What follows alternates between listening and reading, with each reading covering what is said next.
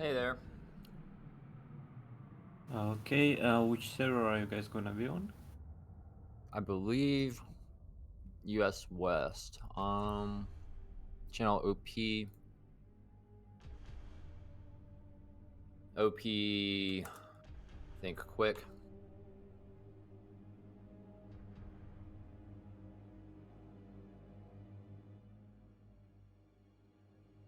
Okay, we are on.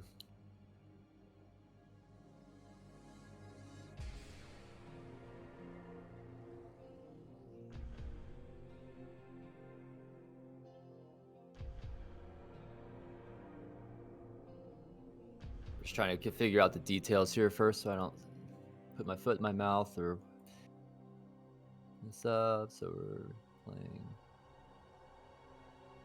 And which region? E and then Gosudark versus Terror. Okay. Yeah, but which region?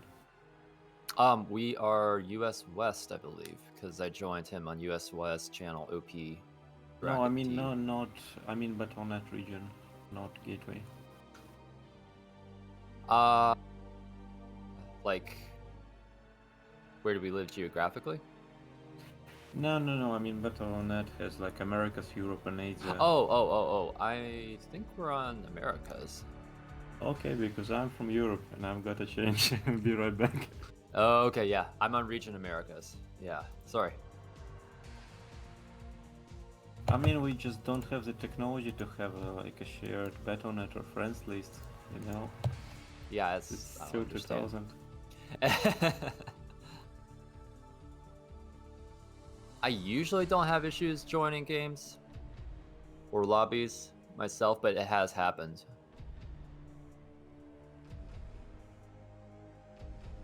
And it feels bad midstream. Like you're waiting to start the second game and then, oh, I've got to change my region or something. So,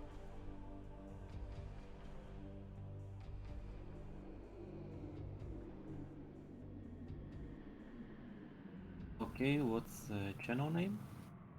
channel name is OP open bracket TQ close bracket.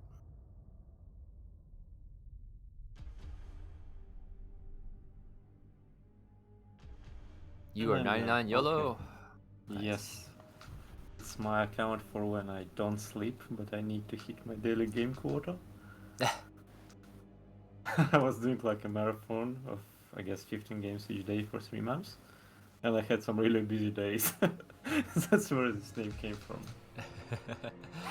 How to get 15 games in like an hour. Or I could just play well, Zonk, I guess. someone who hasn't been sleeping probably might be these players. Opening up here with Dewalt versus Sziky. And then we'll second match we'll see Gosudark versus Terror. So, but to open it up with Dewalt versus Sziky, what do you know about these players? Oh, gonna be fun. I think Devote has a rather crisp PvZ, and Ziki obviously is a monster ZUT, so it's gonna be fun. I expect kinda standard play with maybe some Hydra busts, maybe some early shenanigans, but mostly I think it's gonna be a mid-game oriented match. And I think we'll see a Yeah, lot of variety there. I haven't watched a ton of either player, but from what I've seen of Dewalt, he does seem to enjoy playing a very solid standard play, and I mean, he might be the best for. He's definitely probably a top 2 or top 3 non-Korean on just solid all around play. But I know Zeki's up there as well. Less familiar with Zeki's play, so I'll be looking for this Hydra bust you mentioned. Now, I think it's more like wondering if we'll see any like 4H, 3H layer, 4H Hydra, then a lot of Hydras. Yeah, like in the early mid game with Overlord speed. Maybe we'll see some Muta openings, maybe we'll see some Muta switches, maybe we'll see standard Hydra into Lurker. I think we'll see a lot of varieties there. Okay, I'll look forward to it. Like I mean, I enjoy watching standard play in most of the matchups, but seeing a variety is definitely the ideal for me. Um, Now, what's the series? I don't think we actually know the number of games in the series. Is this a best of 5? It is a best of 5. We are now confirmed now. So it won't be the 9-game series we saw the other day. But Terror versus Gosu will be a 9-game series. So we're in for a depends how the matches go, but we could be in for a nice little afternoon here. Yeah, sounds like a great way to spend a Friday evening. Oh yeah, I love watching StarCraft, man. It's I've been playing a lot of Age of Empires 4 since it came out, but nothing. I think StarCraft Brood War will always be my favorite. If nothing else to watch, if I'm not good enough to compete. So. Yep, but I mean, it's a great game to watch. Like, no contest. So, Oil Flow here, I believe this is the first map. Correct me if I'm wrong, production. But I believe Oil Flow, this is our first time presenting this map. It is by our, by Freakling. So, he's a big quality foreign map maker. And so, it's a 4-player map. There is a relatively open natural, but it does appear it can be walled off. However, there is a back door ramp into the natural where there are lurker eggs. So it could be some interesting play here. I don't know exactly how the Protoss approach is going to be. Maybe we'll see one base play, but I think I will not be surprised if we don't see these lurker eggs used, at least once in the series by one of the players. However, it is double lurker egg on each side. So if a player wants to take the quick aggressive route up or down, or they will have to break through 4 sets of lurker eggs. So it's not an easy rush path, that's for sure. But I would hope to see them used at some point. So yes, anything you want to add about this map? Just not in general this map, but like this matchup, Dewalt and Sziky, I think we probably won't see the lurker eggs go down unless somebody really prepares a strategy focused on that. But on the map in general, I guess for PvZ I could see it being a rough time for the Protoss. And obviously I'm looking at the third bases, so as I understand there is a mineral only. That's fairly distant and has a few mineral patches.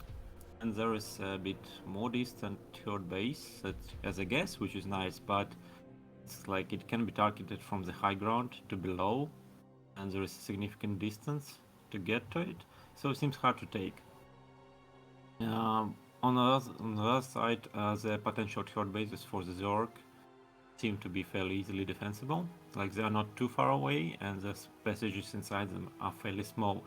So I wouldn't be surprised to see on Dewalt like 8 gates on 2 base, just because the third base is so painful to take. At least it looks this way to me. Yeah, I feel like both players are probably not going to get past. I mean, we might see Zerg get a third base, but I feel like we won't see any long macro play from either player. I would like to be proven wrong, but I feel like this is just going to be a fairly straightforward match on this game. Like one player is going to probably get an advantage, but yeah, I think I agree with you there. It does seem to be a Zerg favored map. I mean, the third base, like the one with the gas, doesn't seem to be too far away, but I'm just looking and there's a high ground above it where I guess you can put in some, I don't know, Hydras lurkers. And that could be a pain to defend from the low ground, like to prevent the Zerg from taking that area, because that can attack from the top as well, like from the top and the bottom. So yeah, I just think it's gonna be difficult to secure third base without having big army and complete map control. Yeah, and I don't know about you, but do you feel like any one of these spawn positions favors Zerg or Protoss?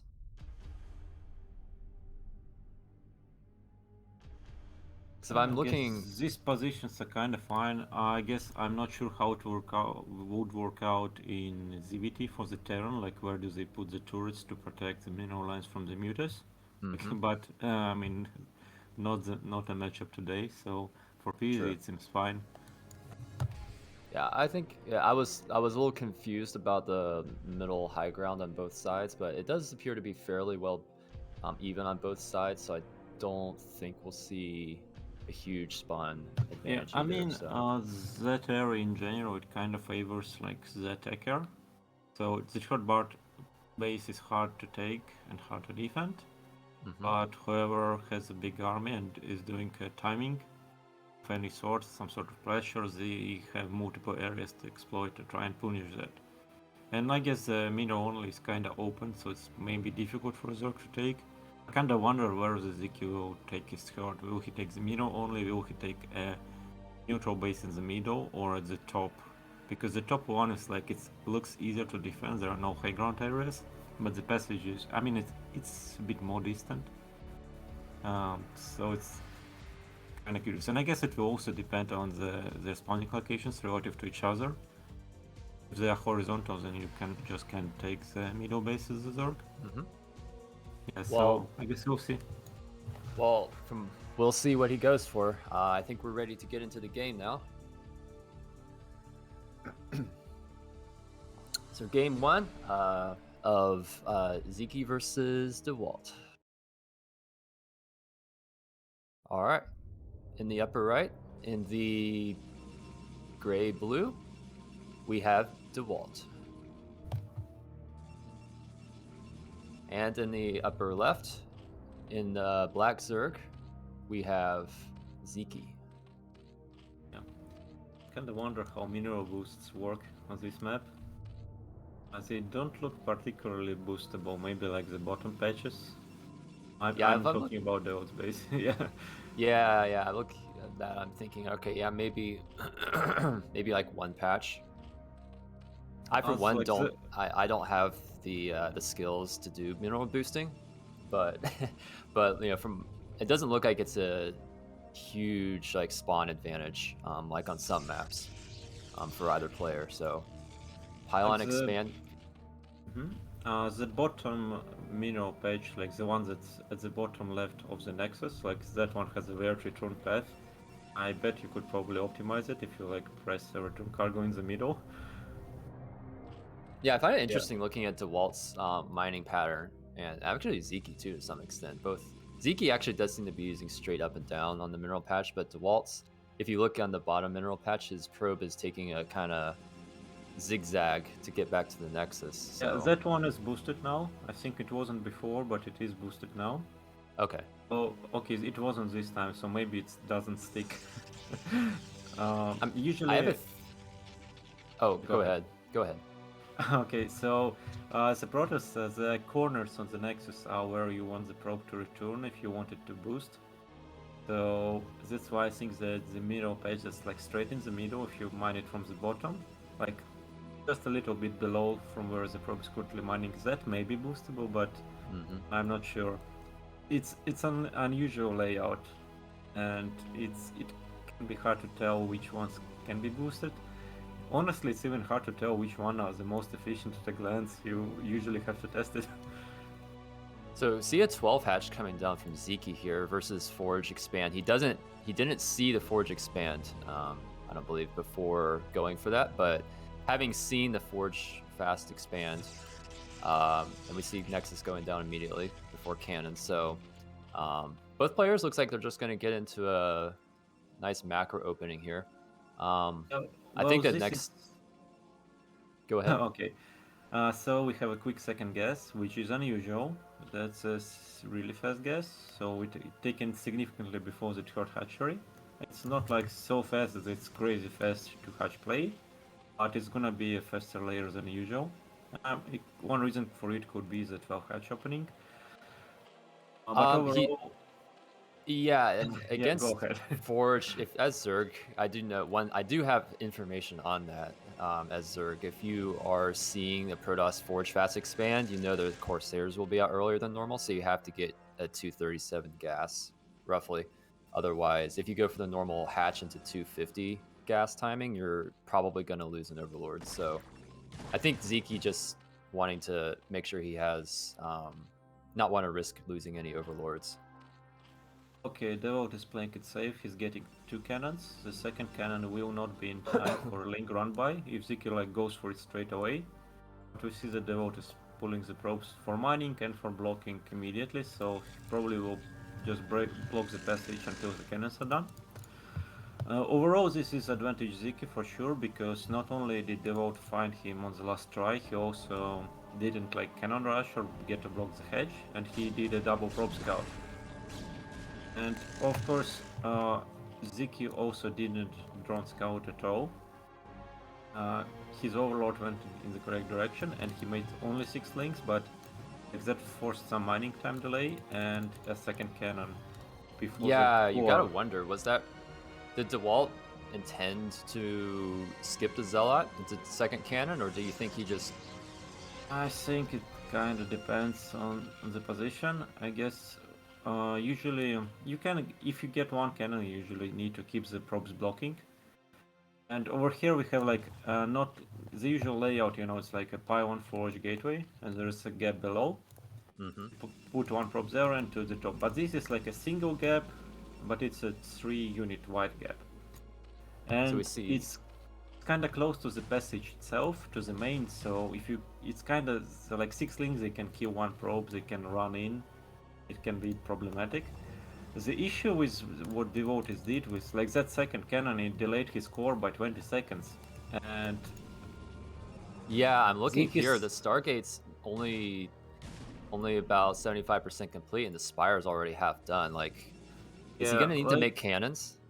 If you go for a very quick, no, but he won't get much scouting done. Hello? Hey. Oh, hi, hey, ViR. welcome. Thank you. We're just on game 1 here of Dewalt versus Sziky on Oil, the Oil map. it's a new map by Freakling. Oh, Fields, I think. Okay, so we see that because of that second cannon, and Dewalt I think also didn't like cut probes or anything, so his first Corsair is out at like 550. And you want like 520 against the 12 hedge. And it wasn't just a 12 hedge, it was like a 12 hedge with a fairly quick guess.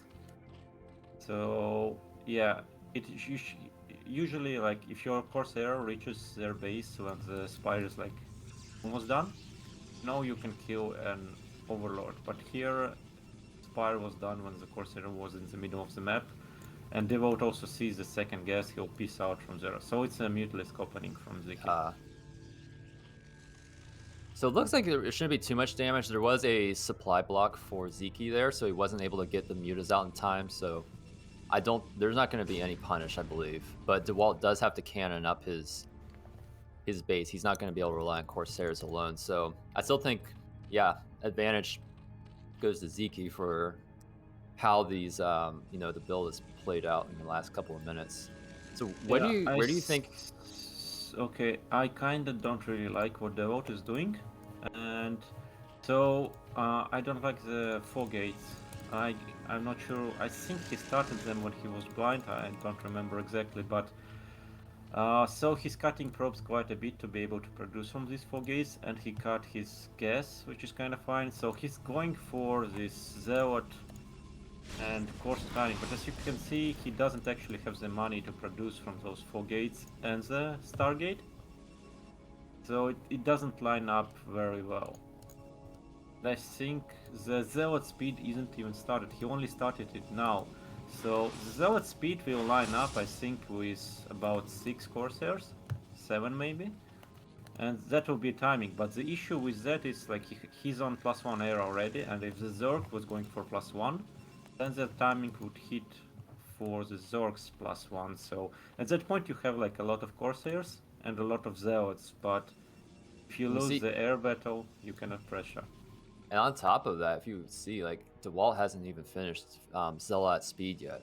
It's still, it's only half done. Very late. Yeah. So I don't think he's got a timing here, like you're saying. I don't think he has one. He even loses a Corsair. Oh no! I mean, nice pullback. It might still work out for Devote. Oh, and the second Corsair go down, and third one. Oh, and yeah, this is terrible. Yes, this is the problem with cutting probes and going 4 gates out. If you like lose your Corsairs for any reason at all, Oh, now you have like 15-20 zealots, and you still cannot attack. So And now Zerg can basically do whatever he wants on the map. yeah, like- the good thing that's going for Dewalt is that Sziky didn't go for like +1 air armor and mutilate full force. He actually switched early into Hydra production. So that's good for Dewalt. That means his attack won't be like completely neutralized. Because if Sziky had like 12 mutas right now, it would be forever before Dewalt could move out. We'll see what he can get done. Like he's gonna have an extra strong timing here with Zealot legs because he should be hitting, at least I would hope to see him hit when the +1 armor finishes, but I think he's just going for it now. Yeah. Unfortunately, it's a good yeah, roll. I don't know if this is actually good timing. Like +1 armor isn't finished yet on these Zealots, and they do have +1 attack, but yeah, this is so much just Sim City here. Like I feel like he's forcing something he doesn't need to. the Hydras from the natural are a bit late to the party. They only came in now, but it still looks kinda like... Well, the drones are starting to fall, so it's not terrible, but the initial engagement wasn't good for the Protoss. Like, the Sunkets will go down, some drones will be lost, but Sziky is free now to make like 25 drones and make a lure to contain as well. Yeah, I wonder if, you know, if Dewalt had just sent his Zealots to the natural, if maybe that would have turned out better, because then he would have just been trading Zealots and Hydras, but at this point, he's basically lost the Zealots for free, only killed a Sunken Colony and a couple Hydras. Now... Some drones, but yeah. I just kinda wonder if Dewalt is being off today, because we saw 3 Corsairs die. Trade with Zealots wasn't good. I think the Zealot speed was missed, possibly. It looked like it was really late, like +1 and plus air and ground finished before the... almost finished before the legs were started. And as that battle went on... I think this is just GG now. He doesn't even have Storm, right?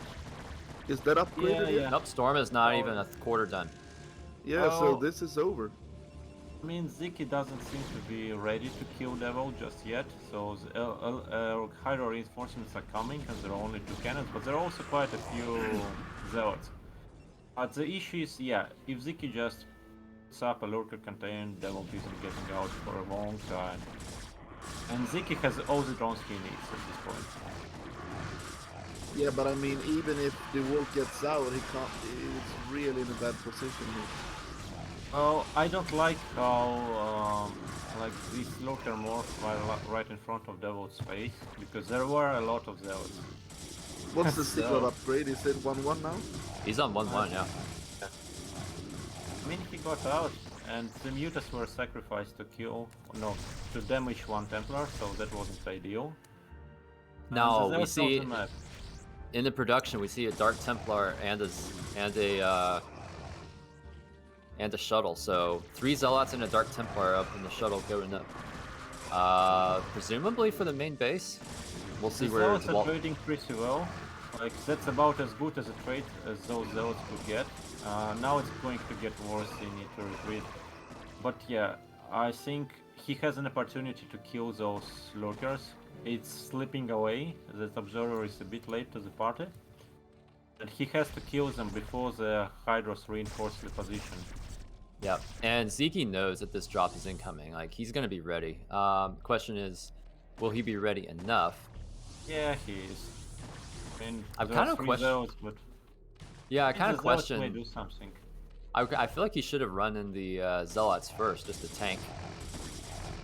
He's gonna kill the Spire, but it's gonna be a bit annoying. But yeah, the main point is here. The Observer spawned and died. No, not died. It's literally still health. But I don't think Dewalt needs to bring his 5 Zealots home. The ones in the middle of the map. Like, he could break out with them. Yeah, I think like he was doing something somewhere else. I feel like Dewalt could have just dropped all 3 Zealots and just bludgeoned his way through the main base. But... Oh, there are 3 goons stuck in the main. Yeah. Okay, Dewalt has a bit of an issue with production. I think he... well, he missed the gateway round when the Zealot action. Oh no. Besides that, he just doesn't have enough gateways to spend his money. So that's why it's piling up. And the Zealots in the middle, well, they killed half a hatchery, but that's not quite enough. The good news is he broke out of the contain and he still has 3 Templars with full energy. Yeah, I was definitely surprised to see him break out that contain. So, but hey, we get to see this game move on. The supply tells the story. The Zerkas took a 4th and he's getting 1-1 with melee upgrades.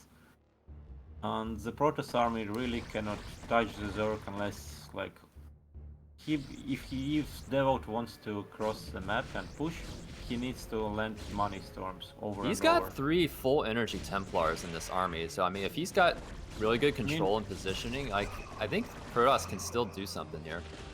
Oh, really nice storm. That's a lot of damage. We're supposed to have 4. That's the issue. Okay, 2 good storms. Yeah. That's a start. Like, Oh, it if looks he like gets he one wants more to take this storm. base. Okay. Did the dropship die? The Wolf's dropship? I thought it made it out. Yeah, I thought so too, but I can't see it anywhere because a storm drop here would be interesting if we could start to do like some shenanigans to kill some drones or to get damage done. There is a big issue that Sziky has right now. His army is still good, but the map is pretty clunky. I see that there is like a lot of areas that are nice to push, and 2 great storms. I Wow. think Dewalt is starting to swing this game. I'm watching this game and I'm just like, I'm not sure who has the better luck with the map, because like these bridges just make it so hard for both players. Yeah. But I think Dewalt needs to do significant damage now because Hive is coming, and at that point this Goon Templar army, these small passages will start to play against Dewalt. Yeah, really good Zealot flank that comes up. I guess Dewalt decides he doesn't have the positioning he wants. The main issue that I see for Sziky, and it was even before this attack, is if you check the map vision, he doesn't really have any idea about Dewalt's army movement. Yeah, it So is that's why surprising was because out he of killed. position twice. Yeah, he killed most of the Corsairs. I think there Yes, was there was one Corsair. So the Mutas tried to suicide on a Templar. They didn't kill it, and there was one Corsair left. And that Corsair scared away all the Overlords that were giving vision. Yeah, like one pair of Scourge, and you can protect all your Overlords on the map. Like, Protoss in this position doesn't want to be remaking Corsairs, so another attack. Dewalt getting control of the high ground up here. Yeah, It shouldn't impact good. like. Now again, like you were saying, this does feel good for a good map for Zerg because he isn't. Oh wow, nice storm on the drone line. Drones, I believe. Yeah, I feel like Dewalt- Sziky, based on those drone movements, he's not used to it. Like, wait, what storm drop on my 3rd or 4th? Yeah, and But- the 3 Zealots at the bottom went and killed a bunch of drones at the skirt of Sziky. So it was a good time. It was a multi-pronged attack actually. I really So- like how he uses the Zealots as they are like vultures or something. Just running small parts of them in, killing a bunch and then moving back. And now we see 2 DTs in the 3rd of the Zerg. Only 2 Hydras attacking them, so they're having a Oh, field day. look at how many drones going Wow. down there. Dewalt was Yeah. microing that Templar. It feels like the vote woke up, so Yeah, suddenly like he's no now he's longer- got control. We thought the game might be over a minute ago when he was getting lurker contained, and now he's got his 3rd up and running. Storm like- is a good spell. Oh, that storms. 3 lurkers. But Sziky is on lair tech, so He's on Hive. I'm saying, yeah, hive tech. So of course, I mean, he just suicides all his lurkers like that. I don't know anymore. But 2 wasn't started. And how many storms do we have left? Oh, there are 3 Templars think- reinforcing.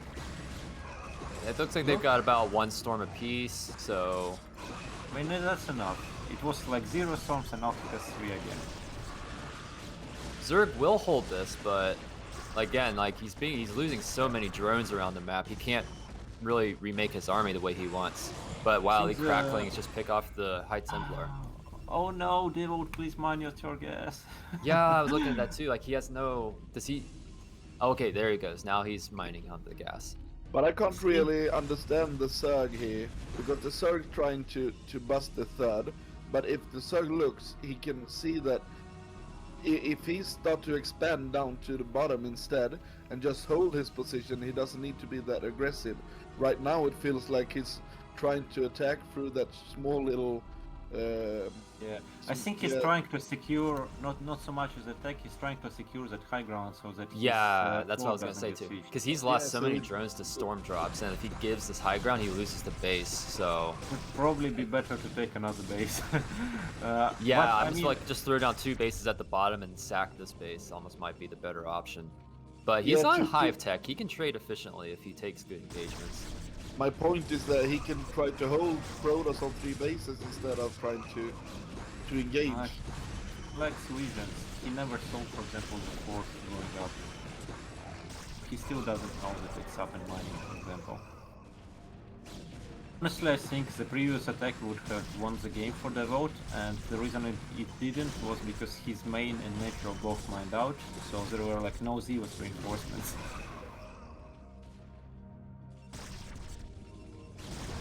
Okay, I think, Sziky is looking to expand to the bottom left. Storms just for the cracklings. Man. Yeah, I feel like this is just a nightmare as Protoss when you're just like constant waves of cracklings coming in, and they're just so cost efficient. That 4 for Dewalt is so exposed, like when you consider that there are cracklings on the map. Like, by the time any army reacts and moves there, everything would be dead. So... And again, I think this comes down to like Sziky's lack of scouting. Like if he knew that base was there, I feel like it should just be dead. Like, I mean, it's hard to scout on the maps you are not familiar with, in general. I mean, he knows that the base is there, but he doesn't have like planned overlord spots probably. Yeah, how many kills does those Templars have in the 12 o'clock position? Oh no, there's High Templar at the 3rd. It would be a lot more. High Templar at the 3rd. And Oh, 10 kills on this Dark Templar at the 3rd. Yeah, it all comes down to initial Zealot attacks, killing the Sunkens there. And since then, 3 Zealots run in there, 2 DTs and 1 DT now. Yeah. At some point you should just remove the Sunken. Yeah. Like personally, like I'm not as good a player as Sziky, but after a certain point, I just make like a Sunken and a Sport every base, so that kind of stuff doesn't happen. It's just. I'm wondering why Sziky is still pushing here. Like. Yeah, he's got he's high ground. Yeah, he needs the drone now. Yeah, he's down to 40 drones, and on 4 bases, you really want to have closer to 60 at this point in the game. I would like a Reaver up here from Dewalt, but he's so low on economy. But 1 Reaver would be amazing here. I mean, he's still fine, kinda. Yeah, he's more than fine, he's pushing. And he's gonna take the high ground.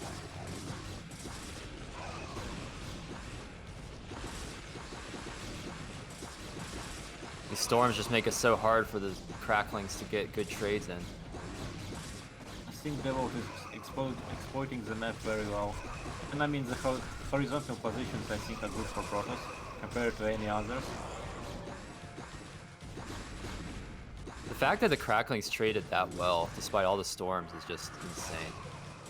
Good unit. Yeah. But we constantly see Dewalt doing like multi-pronged attack attempts on Sziky, like this Zealots as the 4th. But we are yet to see Sziky make any move on the 4th of Dewalt, and it's something I would really want to see, because that base can be erased by like you send 20 cracklings there, and it disappears. Yeah, Sziky holding on very well despite losing probably 30 drones this game to High Templar, and maybe another 20 to Storm. Like he's probably lost like 50 drones this game. Yeah, but look at the main and the natural of Sziky. It's finally starting to run dry. Yeah, I'd like to see him make a transfer down to his 5th and take that 6th base now at the bottom left. Like it's open for him to take. Like I think his main issue at the moment is he's just spending so much on Zerglings. He's having a hard time making a hatch, but like is it really worth it to transfer all these drones here? Like I think he should just I don't know. It's two hatcheries. I can understand why he wants to hold this position, but I love how Uh. Dewalt never lets him rest and never lets him stabilize. So we are not seeing defilers or anything, and now Okay, now we Dewalt see is the taking Crackling one new moving. base. yeah, this is the first Zergling run by the game. He's gonna deny this Yep. 3 o'clock expansion. Maybe? I don't know. Like Oh, this. yeah, he he will. should be. Yeah, should he be. will. He will. Yep. And Dewalt needs this base because he's on 2 base and the second one has 5 mineral patches. So Yeah, Oh, his he's actually great with- 12 o'clock is.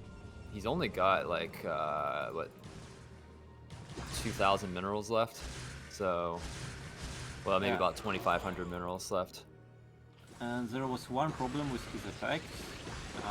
It's great that he kept constant action and kept Sziky busy, but he didn't manage to like make an Archon bank.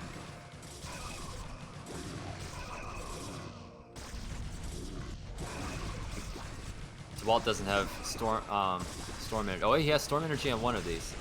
Oh, that's so many drones on this base. He actually only gets 4 drones with that. That's incredible. Yeah, but he didn't take a fifth with it, so he's like trying to win the game right now. Oh, a juicy storm coming! Oh. I feel like 27 Sziky just- drones now. He's down to 61 supply. I Yeah, can't believe how yeah. Dewalt did this actually. Zeke's just like he's dead. dead set on defending this base here Why in is the he middle, trying upper to- middle. Oh my god, Sziky is trying very hard to like siege this base and deny this gas. It's hard for him to push further, but Yeah, I Dewalt almost wasn't even wonder, like minding if, like you had said earlier, if he had just backed off, sacked this base, but then to control, just focus on controlling the middle of the map, and prevent Dewalt from expanding any further into the bottom of the map, and then just controlled the bottom himself. I wonder if Sziky would have just been in a better position now. Yeah, and what you said to just make a sunken on the 9 o'clock. If he had a sunken there, it would have like spared him 40 drones or something.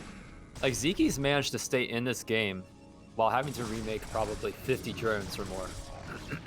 Yeah, And but he's still bleeding those units on the offensive. I think you probably could hold his base, just put like, I don't know, 10 lurkers on this choke and don't move on the other side until you have Dark Swarm.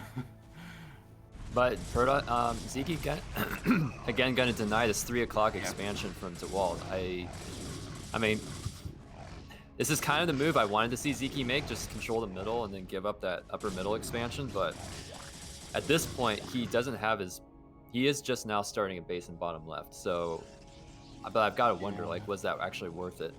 And And the third base Zeke's, for Sziky is running out. yeah, Zeke's gonna have to sunken up his natural, I think.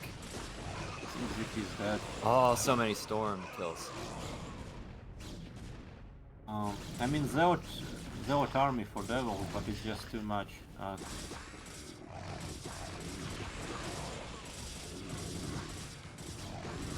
No Lucas left. Oh, it's the 2 Mutalisk timing. Looks Yeah. like Devil has done it.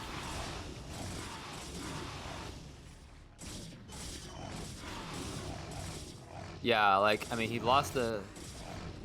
He might be able to... This is a good move from Sziky to go for the Muta switch, but I don't know if it's enough. Like, he's gonna lose the spawning pool, he's gonna lose the Spire. Yeah, all But- his tech. Dewalt still has not expanded. If Sziky can hold bot left, he still hasn't started the expansion down there at bot left. I mean, Dewalt has a lot of money. I don't know, man. Like, he's only got He's not Zealots. mining the gas at the third, however. Dewalt doesn't have a base yet, and he's about mined out.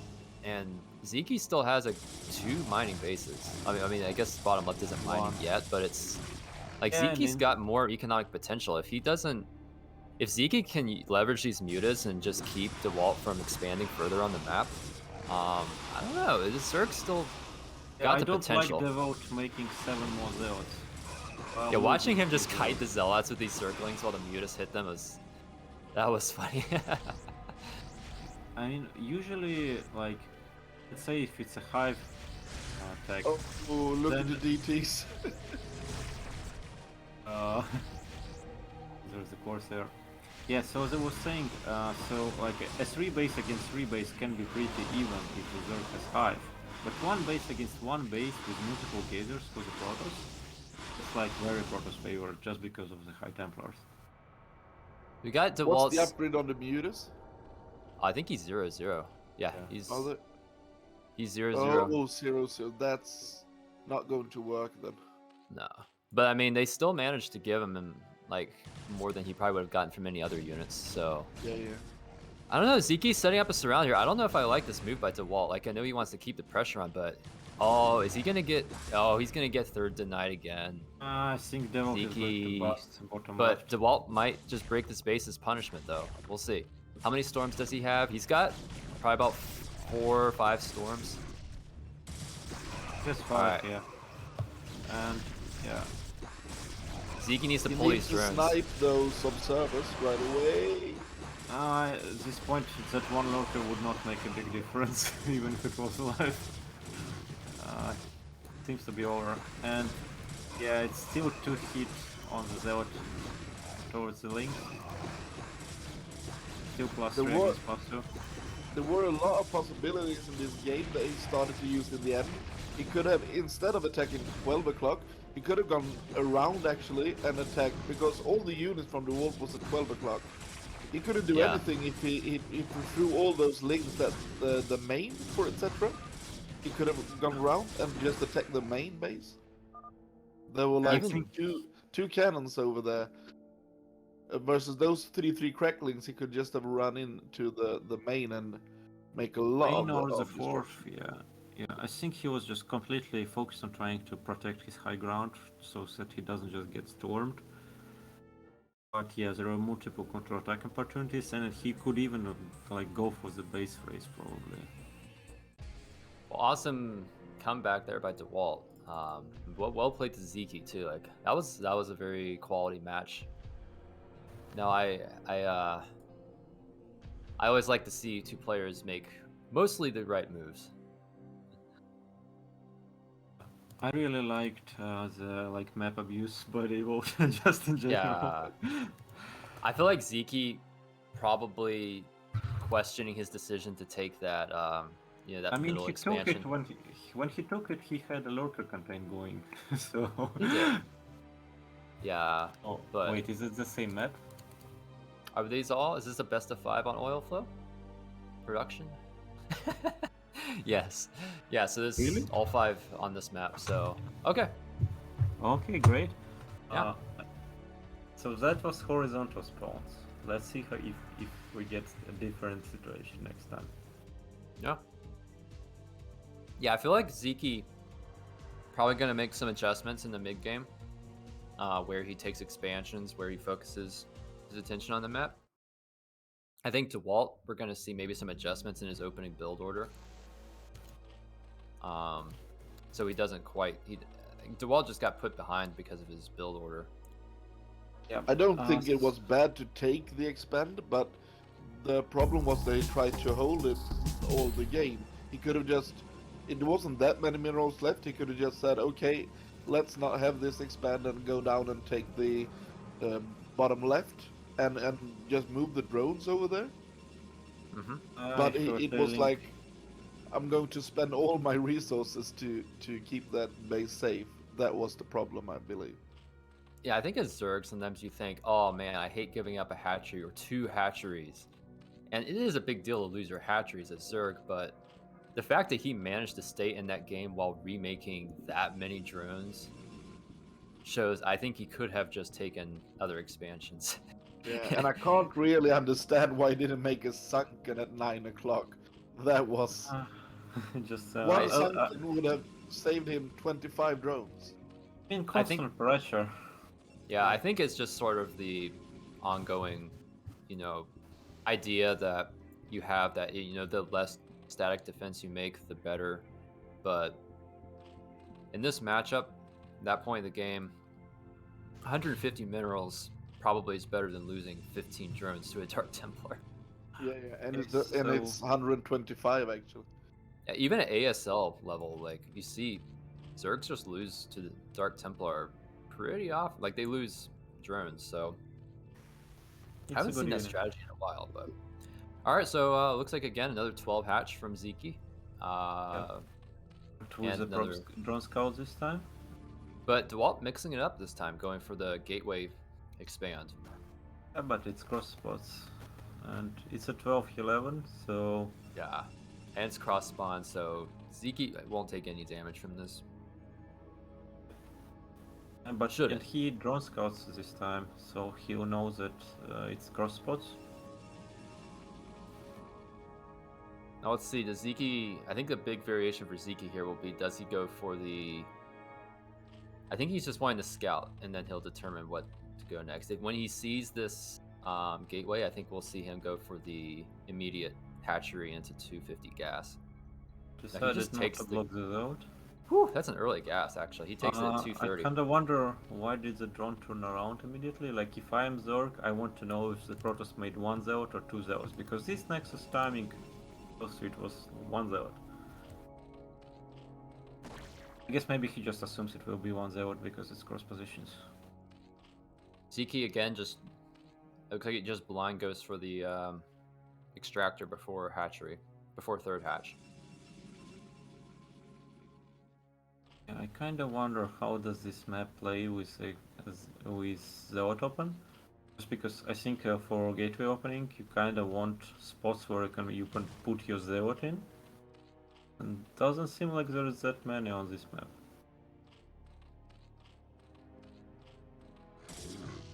Ooh, no, that's not the best position. Does get a drone though, like that's more than I think he should have gotten.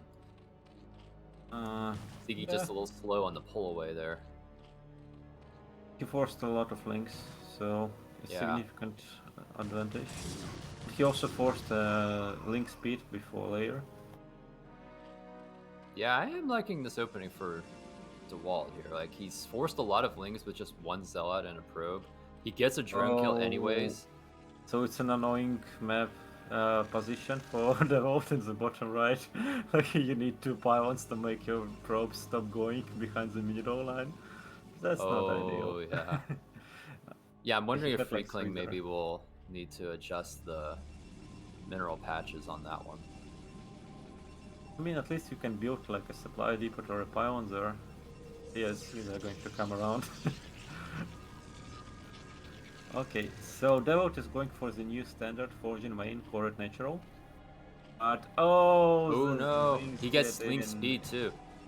Oh, it's gonna be a lingo in. And he picks up a zealot too. Yeah, very good start for Sziky.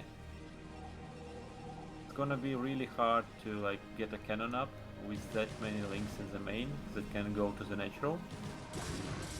Actually, it's not a link all in, drone transition, but he did make quite a few more links. Yeah. You're just gonna see pressure here to force. I think it's gonna be a Spire like really quickly, so he's gonna mess with Dewalt with his links and he'll try to just kill him with the Mutus probably. Why is he actually, he actually held it. I mean, there is still a gap at the top, they can still get in. Yeah, but this many Zealot links shouldn't die to that many Zealots. But this is really good position by Sziky. Like, you might think, oh, just run by, but because of this, the Zealots have to come out into a disadvantageous position. Yeah, and he loses the gateway. Keeps Dewalt busy. The Stargate is not started yet. Yeah. Really good play by Sziky here. Dewalt like didn't lose too many probes, so he's kind of fine. Obviously, he'll need to respect the muta threat. But now Dewalt, if you look here, notice he doesn't have a pylon for his natural mineral line, and the Spire is over half done. Yeah, he already has a cannon in the main. I think it's an odd timing. I'm trying to figure out, was it against the Zorglings? Because it's too fast for the Mutas. Also, he put his Stargate really far away from the cannon. Like,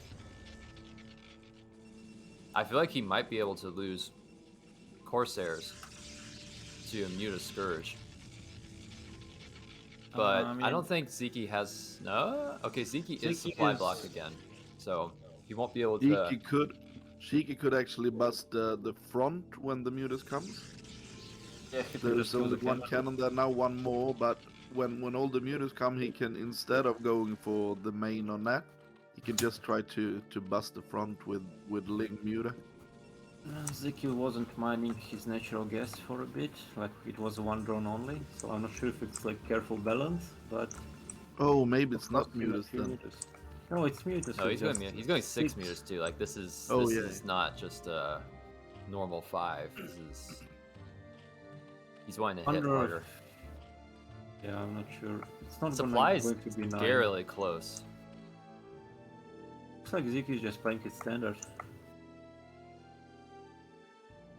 I don't know. He's gonna lose his first Corsair. And Sziky was hunting for it. Those mutas were on a mission. Exactly. And it's a moving shot, of course. But it's not gonna leave, yeah. It cost him Wow. some time to start cannons as a natural, but I mean you could trade half of the mutas for some probes. Yeah. This forces Dewalt to move out with Zealots to gain time. Dewalt putting down a 3rd cannon in the main, and I suspect he's gonna drop. You think he's just gonna leave one at the net? Oh, what did the Zealots move out for? I think he was hoping to get some sneaky run by, but I think he just didn't realize how many Lings were on the map. Oh, he had to, because if the mutas went directly for the natural, they could kill that cannon and they would control that middle line. It was just to win some time. Like, he already lost 2 or 3 zealots to the mutas before the cannon finished. Interestingly, Sziky sweeping the map. I think he's just concerned that maybe there's a Zealot out on the map. So I think he's just sweeping to see if there's a Zealot trying to hide somewhere. Sziky's playing solid, careful, not in a rush. I already got actually Hydra have upgrades on the way. I would have liked Sziky to go more for mutas instead of this transition this early. Some mass mutas would have been great here. I also think so, but I mean, you never know. Are they hiding at second targets? Or actually, Dewalt is not making more Corsairs. I guess he pretty much gave up on making more. Too late to catch up. It's going to be double Archon, but the Hydra switch is already in progress, so actually it was a completely correct read by Sziky. Alright, so... Oh wow, and he forces the first 4 High Templar into 2 Archons. So I think Dewalt, I guess, just scared of this transition here, but he's not going to have Storm Energy. I mean, when you lose your first and only Corsair to like 6 mutas, I can understand the decision to not go for Corsairs. To take forever. I ran the calculation on it one time, and like if Protoss doesn't go Corsair tech, like they can something like 7 High Templar worth. It's a lot of High Templar you could have that you give up to go for Corsairs. So I mean, on the other hand, like if the Zerg just makes 12 mutas and micros them well, or like 11. Oh yeah. But I mean, if you see that Zerg, I guess I'm trying to say like that's why we see a lot of Zergs go for Spire Tech, because it doesn't hurt Zerg that much to go for Spire Tech, but it forces Protoss to go for Corsairs, which honestly, like, it hurts Protoss more to go Stargate.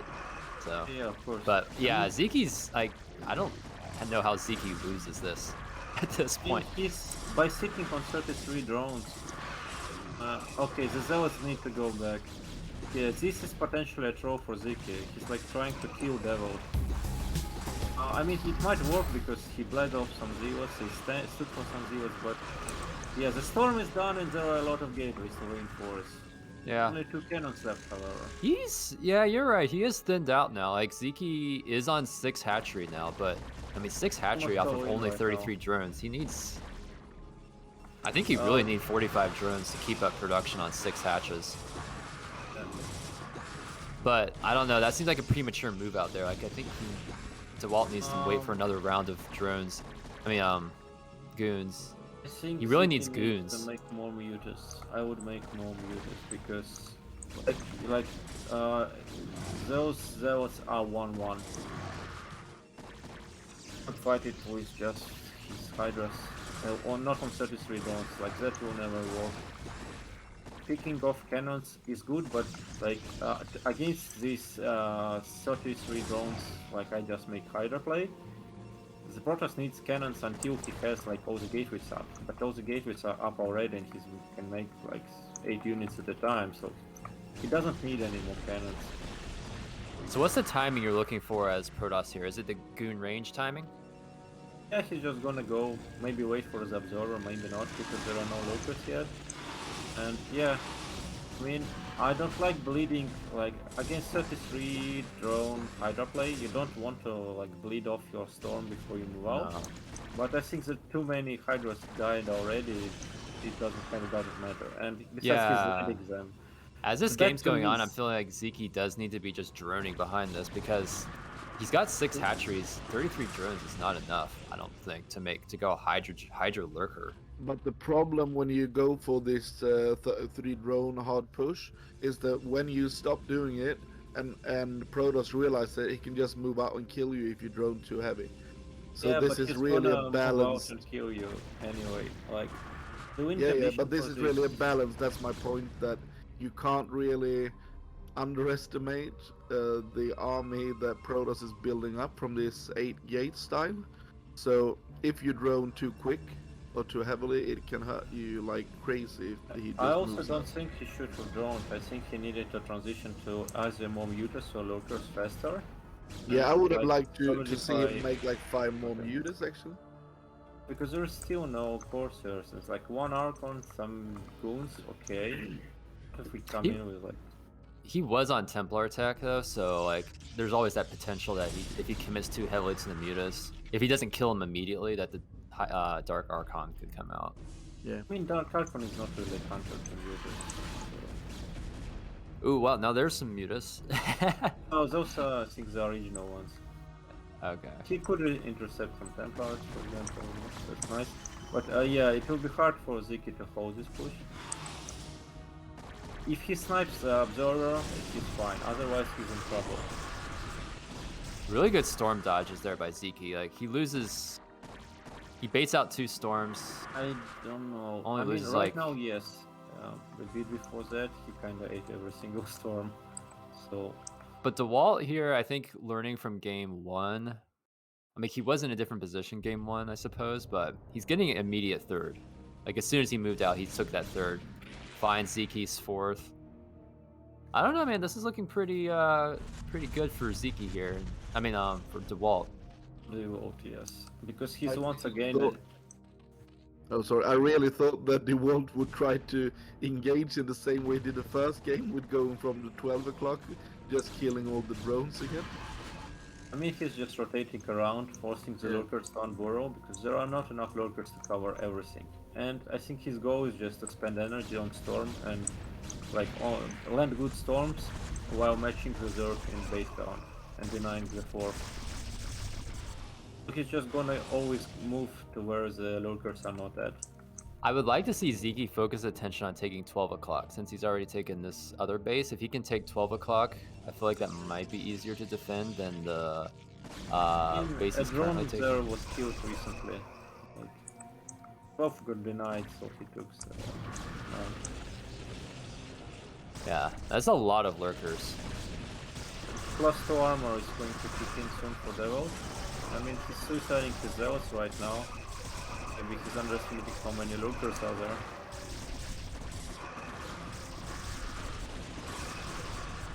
So it was kinda as good of a trade as he could get, but even then all the lurkers are going down. Needs before plus 2 armor even. Sziky going for like, I think we were talking about this in one of the last series I casted, where like a lot of the things Zergs are realizing that if you just go for this, like, you don't need to wait for Hive Tech to go for Lings. You can make them on Lair Tech, and they're just like a meat shield for the Hydras and the Lurkers. And they still do a lot of damage even when they don't have Adrenal upgrade. So they're, especially once Protoss has this like goon-based army, Lings just become so effective even on Lair Tech. This is just reinforcing the zealots with zealots, I mean. So it's like, it's not like the zealots are going to run out in this situation. He ran with like 20 zealots into a choke point with 4 lurkers. That's why we don't see so many zealots anymore. But that's like the only condition where the zealots numbers get low. Yeah, so I don't know. Sziky's stabilizing. He's gotten his 4th up. And running. I'm not sure if Dewalt is even aware that this is up yet. He keeps kind of We're not. half circling around this bridge, but not committing around 12 o'clock to storm the drones or Well, trying to kill what this is 4th. worrying me is that Dewalt's army is basically very gas heavy. So we have an Archon, 5 Templars, a lot of Dragoons and Observers. It's like a really scary army. Without like a big flank, it can dominate kind of any engagement with peaks at this stage of the game. Yeah. So Yeah, he is setting up here. I don't think Sziky knows for sure, but he's already got lurkers pre-burrowed here. there's enough Already storm to, good like, pre-spread. There's just a total number of storms is enough to like blanket this entire area. A flank coming in from the top. Storm not ideal. Good flank by Sziky though. Picks off a High Yeah. Templar. I mean, Yeah, again, but these I mean- trades are favoring Dewalt in the, I guess, like in the unit sense, but Sziky's hanging on, and he's getting out a lot of Hydras. And that's Every time not I see good. this, every time I see this NORAD 2 at the natural for Sziky, I think it's a siege tank, and I'm just like, oh, he's got siege tanks. Wait, what? Okay, so Dewalt opened up the high ground to the middle, and he's gonna be able to deny mining from there, and he has enough Templars where he can invest a few stones. Okay, bringing 2 Templars there is a bit overkill. Yeah, the issue for Sziky is that Dewalt is picking good trades in an area where the Protoss army has advantage, and Dewalt is just matching him on bases. I think Dewalt, when he attacks, he's so he constantly rotates. He's taking it slow. He's not overreacting. That's something that I realized, that when you see like a Terran standing outside the Zerg's base, you know, using the vessels, he almost do the same, but instead of vessels, he using the Templars. So taking it slow, just storm a little bit, going back, and so on. And he really doesn't overextend, and I really enjoy that type of really balanced play from him. It not- is, It's like- actually it's very good, and it's something like, for example, Bisu does that a lot of other Protoss, pro gamer Protoss do not. And it's like anytime you need to want to go to macro and you need to divide your attention, you just reposition your roaming army to another angle. So the Zerg needs to move his army, his looters to match your movement, but you're just macroing and reinforcing at home. So it's like a very good way, aside from just cutting off map control, and like it keeps the Zerg busy while you can go do other stuff. It's like very nice. Yeah, like a lot of times you see these Protoss just move into attack a base or something, and then they get surrounded, and you just see like 15 goons dead on the ground. Okay, big I don't- counter-attack. Yeah, I don't like that. Like, you can't attack into cannons Yeah. before. There's a Templar there as well, so very safe from counterattacks. And he got to commit his army to this nice small passage. Close production is here. And this is the same hill that Sziky lost to last game as well. Dewalt using a lot of storms, though. I could wonder if he's overstorming this a little I bit. mean, he's retreating now, but if Sziky uses his rally point army to flank, then he could clear this army, but yeah, it's too late now. Really rough Yeah, fight look for at Sziky Dewalt's there. money as well. Yeah. Sziky, I think, didn't need to take that engage once the Protoss army backed out up the hill. I think like the first game, it all started going wrong for Sziky when the rotary contain was broken. Mm-hmm. And this game, I think it was just a big overcommitment on the natural, because he had the advantage with the mutas for sure, but he tried to like kill the ult right there.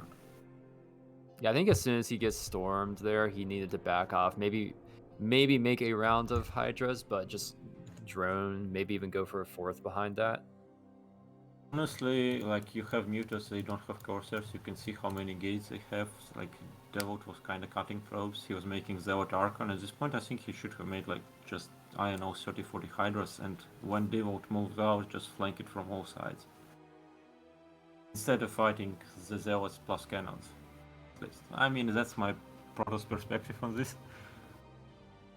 Yeah, I mean, I feel like it's a really hard call to make because mutas are deceptive. Like they always look really good or really bad, but they hardly ever look okay. Like I think when you like a Zerg player that commits to the mutas and then they just win with them, like the Protoss just feels like there's nothing they can do. But then sometimes as Zerg, you put out all these mutas and suddenly they have a few goons and cannons, and suddenly your 11 mutas don't matter. So it's I think it's a really hard call to make. So LML joining us here. I don't think he's in chat yet, but he'll be joining on for the cat. Also, we had ViR come in. You've probably heard him if you recognize his voice. If not, hello ViR. And let's see how Sziky chooses to approach this in game 3. Is this a best of 5 or is this a full 5-game series regardless of the score? It's best of 5, so this is match point for Sziky. So any strategic adjustments you'd like to see either any of you would like to see made here for Sziky? Different build order, maybe all in, maybe go for a more macro play. I would like to see him really thinking of where to take his expand, because now I think he's getting so exposed to the high grounds all the time. Yeah, I almost wonder if he should just go for the, just make his third at the natural, the another natural, and just go for the. I think you can do it with Hydras. Maybe it's a little more common with the Spire into Crackling. The fast +1 armor and Crackling style, which I love to see, and I really want to see it, but I hardly ever do. Yeah, but Sziky is not really that kind of player, I believe. He's very oriented into a lot of Hydras, what I've seen anyway from him. Yeah, I know Queen went for that style, which I was excited to see, and then he just died to like a Dark Templar, and then he did it in another game, and then he died to like the Scout Shuttle thing. It was both games were against Mini, and just died. I'm like, man, it's such a cool build. Larv actually did it a lot. Okay, well. I guess no 12 flash this game for Sziky. And that's a big one because he has that advantage in both games so far. And Sziky's gone for 12 hatch every game this series. Yeah, and this probe, I think the probe saw the creep and turned around. I'm not sure. Yep. Oh, okay, but he's just gonna let him take it. Oh my god. Please don't do that. Well, please don't let him just take the natural. He's gonna block it. Okay, just barely. It was so close. Yeah, Sziky's got to bring up another drone here. And this is technically fine for Zerg if he can just bring up another drone. But he needs to get that Sziky's in trouble. He's in trouble. And from what I know, Sziky really hates to bring another drone. He will try to like defend with one drone, but it's so delayed. Oh. Yeah, he has a pool. Now he spotted the forge there. I'm thinking, yeah. If you see his drone, it started to come back, and then he just sent it back. I think he's going to take his third at the natural. He did go for spawning pool before his natural hatchery, which really hurts as Zerg. But I think he's just going to go ahead and take a really fast third here before gas. I think Sziky, I remember him sometimes taking the neutral main on Fighting Spirit. Not main, I mean natural. So this is not completely unusual for him. And he knows he's safe from the cannon rush since he went for early spawning pool. And he's just going to make one set of lings here. He sees everything with his Overlord. He's just gonna. I think he's just gonna try and macro his way through this. But for a But change this of pace, though, looks, we're gonna see Dewalt with the momentum going yeah, into this the. looks amazing for the Wolf. Going for the Nexus before Cannon, making Gate before Cannon, and now we can see him going for gas. Let's see if he goes for really fast cybernetics core as well. This He should. is really good for the Wolf to be this early on everything. The big thing for Sziky here is gonna be, Oh, can he we're kill actually the seeing scouting Zealot. probe? It's a Zealot open, not a core. I kinda don't like it that much, but maybe they have some history. So with the timing of the Zord gas and the core, a possibility, the vote could force Sziky to like maybe lose some overlords or have to hide them with his Corsair. Like that was an option. But it is also possible that Sziky recognizes his situation and he maybe would have gone for like no Spire layer Hydra build. So maybe we have some mind games. Sziky, okay, he is making links, so he will be safe against this Zealot that's come across the map. So yeah, I do quite. I mean, I don't know. I think I he. don't think he saw it coming. So I mean, They're out it's a just in good time. discipline for him, yeah. But this is like not a standard Zealot timing. Usually you make a core first, so the difference basically means that the Zealot got into position. If it was 15 seconds later, it would not. Right trade. Like he forces out 3 sets of links, gets 3 link kills. And there is another Zealot coming to the distant third base. Yeah, but Maybe link speed's almost that's done. why. Link speed's almost done, so he'll be. Sziky will be fine here. I think it was an okay move for Dewalt because Yeah, he but there sees are what's. more Zealots coming. Yeah, he's just gonna keep bouncing between these two bases. I wonder if this Zealot pressure, what triggered it was the distant natural. Yeah, I think he did, Because but I mean the Zealots will be cleared. It's just he's forcing so many links, and it's like both Zealots maybe will get into the position behind mineral line. oh well, This he actually one gets a might be drone tough. kill Yeah, in the but natural. it's okay to trade one Zealot for one drone, but it's not great. Okay, another drone died.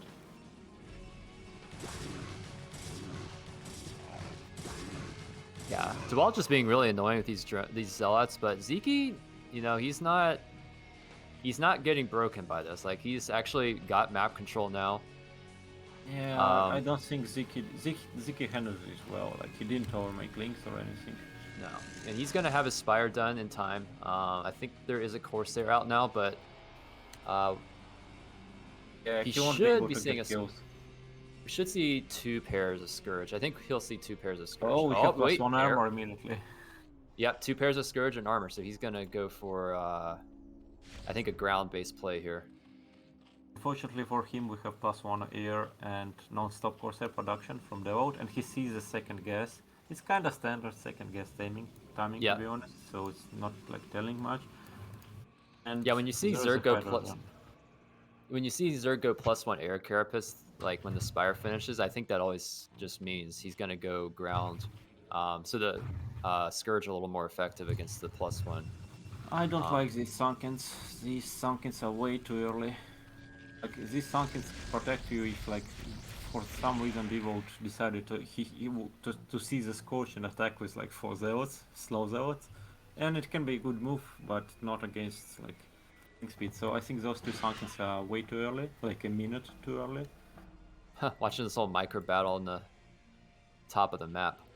I'm wondering though if Sziky though just he wasn't entirely sure what he was looking at, and so he just wanted to make some safety just in case a big speed lot +1 timing came out, and that +1 is almost done. Hit at that time. I mean, that timing of that Sunken timing is like to protect if this Protoss decides to go with like 4 or 5 slow Zealots. It was like the second Sunken time is good. Like, the first one was a bit too safe. So we see the Hydra den down and a Evo chamber drop, but no Hydra's made yet and no Hydra upgrades. So It's gonna be full air. He's gonna take the third gas, probably maybe even the fourth gas. So it's like he's gonna total with Sunkens on these two passages. He's gonna like go mass muta. Yeah, he won. He won a burst out muted and scared shit. Okay, this is a disaster. Yeah, that's a +1 air poke, and he has no mutas ready to deal. The Zeus probably will be handled with the drones and the Sunkens. It's a bit bad that the Zeus got to surround the Sunkens before the pool, but as you can see, the Zerg is still holding more or less. Oh no, the Scourge all glitch out. Okay, the Sunken is finishing, but he's gonna lose some drones. Oh, the links were far away. Yeah, he actually had the links, they were just not in position. Yeah, the damage has been done. So some drones were lost, but more importantly, Dewalt has air control. Yep. Behind us, I want to see him drop a spore at the third base. Okay, +1 air finishing for the Zerg, but Dewalt is going double forge. He's keeping making coursers, so I think he recognizes this is an air play. Like the +1 air for Zerg finished a bit after the coursers left, so he doesn't know for sure, but I think he recognizes just by the sunken count. Like you don't see lurkers, you see multiple sunkens, you don't see hydras, you just assume it's gonna be muta play. Oh, that was very good for Sziky. So yeah, gets 2 of them. Went down, and he's gonna get the rest. I mean, a lot of the rest. Wow, he actually dodges, but they're not like safe yet. I think they will need to pivot. Yeah, I feel like the saving grace for Protoss in the air battles this matchup is Scourge are literally the dumbest unit. Like, some people say Medic's the dumbest unit. I feel like it's maybe a tie between the Scourge and the Medic. Like, Medics just wander off and Medics Scourge is just so randomly much smarter than Scourge. Scourge are extremely stupid. Okay, it looks like one Corsair got caught on the retreat. So... Oh, the Zealots are getting in. But, they're kinda disjointed, the Zealots and Arconanos. Yeah, I would like to see Dewalt take a chart. At this point, it's like, it's nice to rotate between these bases, put up pressure, force like Spore, Scourge, force Sunkens, but you will not be able to break it. Yeah, especially off one Stargate, and Zerg has 4 bases now with +1 air armor, and he's pretty much stabilized. He's got his Sunkens up, he's got his upgrades rolling, he's got, what's this, 5, 1, 2, 3, 4, 5, 6 hatches. Devil's build is a bit disjointed, so we have like 2 Archons instead of the Templars, which is fine. And I would like to see Mass Goon now to just pick off the extra hatch and the Hydra Den and the chamber. He can do it on both sides with just range goons and stand there, because we don't see critical mass of anything from Cheeky, so I think he can just move out, just like pick everything off there. Yeah, I agree there. You have like there will be a big power spike, which is basically 2-1 for Protoss with Observer and Goon range. Actually, he's reinforcing with 7 Zealots. That's a questionable choice. I mean, he has kinda enough goons to put pressure, but do we really need more Zealots right now? Sziky, though, he's just about got his Hydra upgrades finished. He's actually finished Hydra upgrades +1 attack, I believe. He needs... He'll be forced to either make like 4 more Sunkens per base, or he's gonna die, because like that's enough goons to quickly take down the buildings, and then we have a lot of Zealots that are going to come in. It's not like there is 20 mutas behind, there's almost none. I'm not sure about the decision to try and come in immediately, but there is no drone pool, so it's like you want to block the entrance. Oh, the drones stop, but they don't pull. Yeah, we got big Hydra flank from behind. This is actually pretty... Looks okay for Sziky. This is what happens when drones get scared, you know, they freeze. They just like, we are not going to survive this, let's freeze. Play dead. Oh wow, big Zealot reinforcement though, yeah. Okay, never mind. Sziky's dead. You kinda need like 5-6 sunken or lurkers to hold that, or you Yeah. need a lot of mutas. Probably would be a better defense if the drones actually moved and blocked the zones from coming in, but they didn't. Well, Dewalt takes the series 3-0 on Oil. Is it Oil Fields, I believe it's called? But yes, this is by Freakling. So yeah, And I actually enjoyed watching this map. I feel like we were going into it expecting it to be very well, at least somewhat Zerg favored, and it's hard to tell just based on watching only these two players play. But after watching a lot of those high ground storm drops and those storms, you know, Yeah, without drop. I kind of was expecting more like for the Zerg to pressure there, for example with Hydra Lurker when the Protoss tries to take a turret. But yes, this is something that I mentioned. It's like I was expecting fully for Dewalt to go like 2 base 8 gate because attacker who can poke such a vulnerable turret base has an advantage on the map. Well played by both players there. I enjoyed watching the series and hope to see more out of that map. Maybe we can.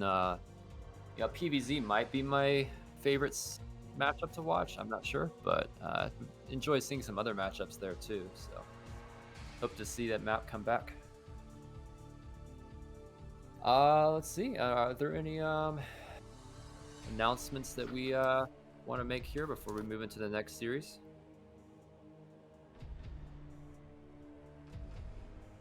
Yes, prediction. So, for Gosudark versus Terror, any predictions?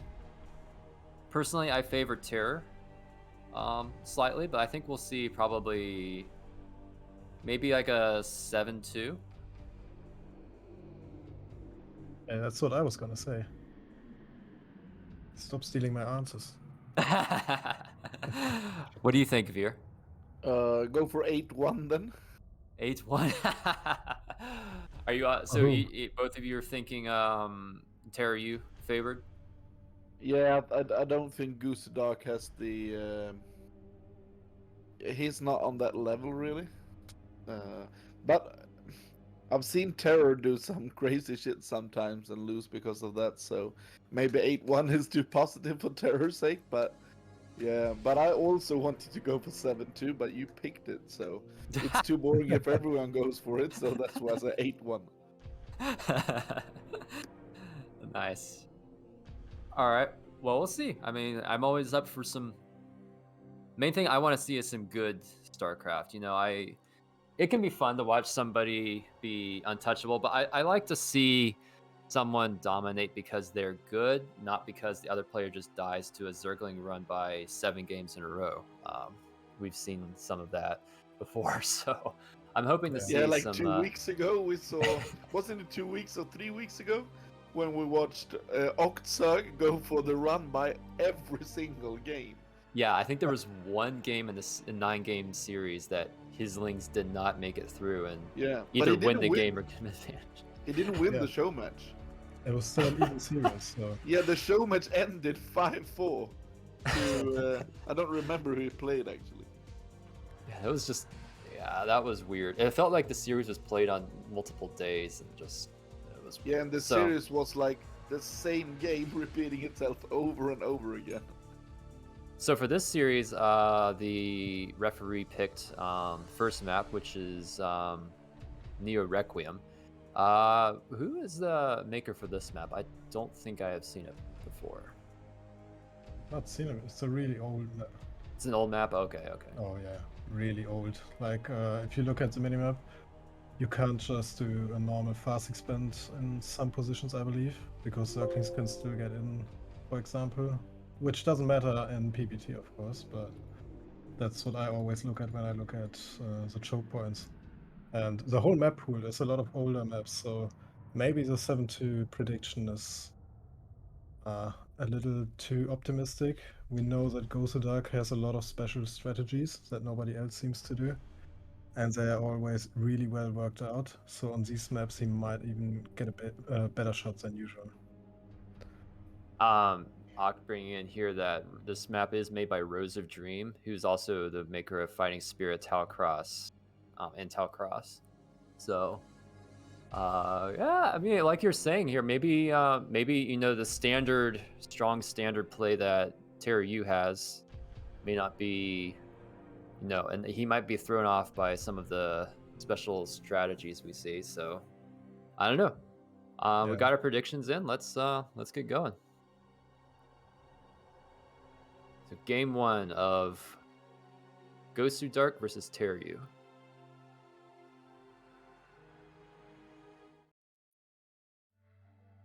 All right, in the 12 o'clock in the yellow Protoss, we have Gosudark.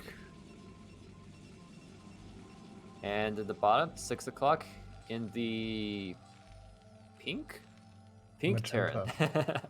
Magenta Terran, yes. We have Terror U.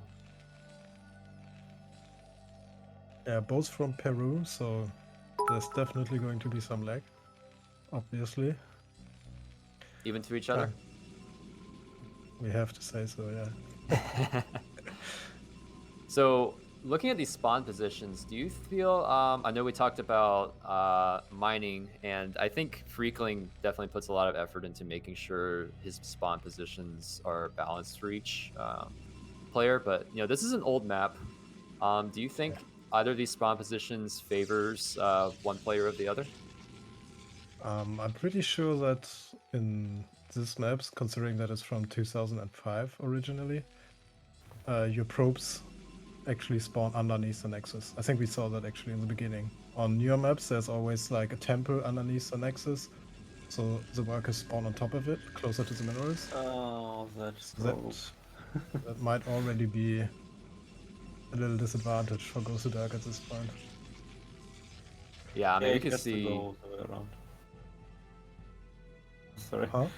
Oh, I was just starting to say, like, we can see it. It does look like already a little bit of a econ advantage for Terror U if you just look at his, supply and mineral count. But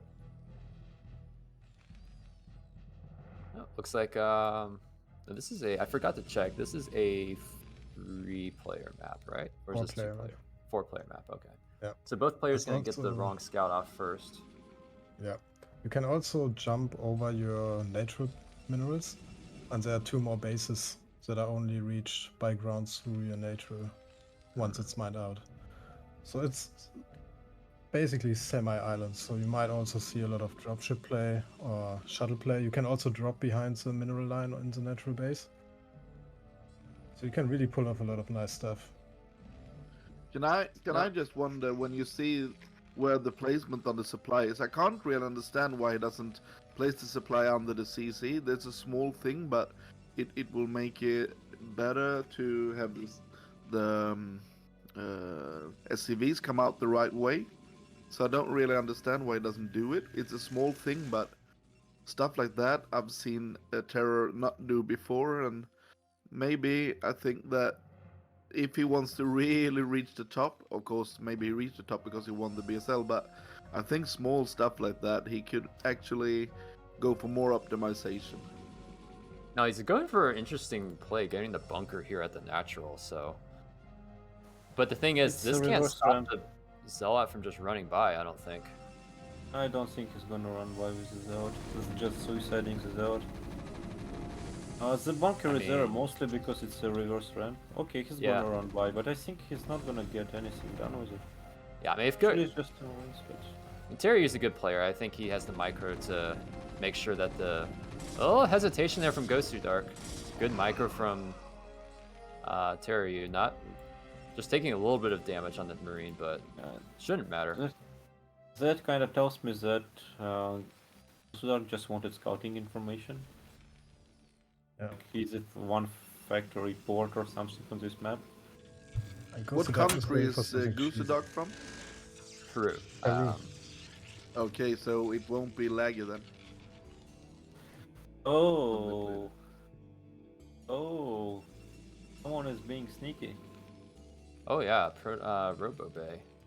Yeah. Now if you look, there's a lot of space behind the mineral line. This actually, now that I'm looking at this, this feels very exposed as Terran.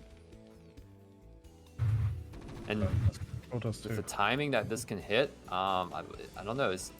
And if he doesn't have Goliaths out, I'm not sure. I think Terror, you might take some damage. We see an eBay going down, so I think these players know each other very well. So we're playing it a bit safer than usual.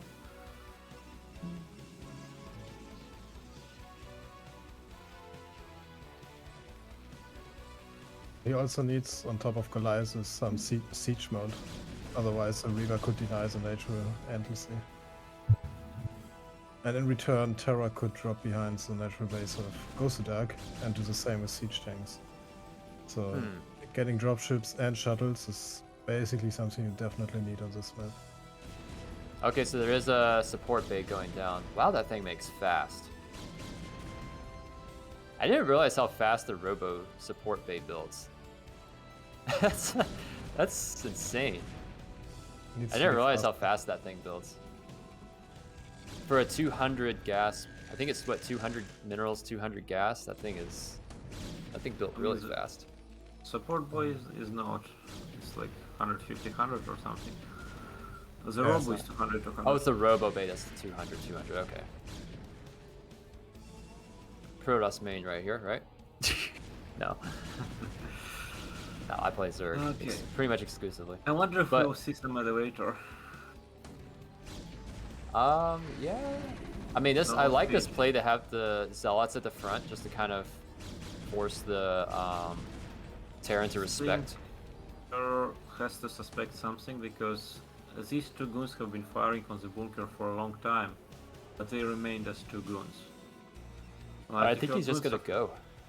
I mean, I think he's slightly going to go, but he should expect a Reaver or DTs or whatever. Because if a goon is firing on your bunker for a minute, you kind of expect more goons to come. So do you like this move to spring the Reaver into the main?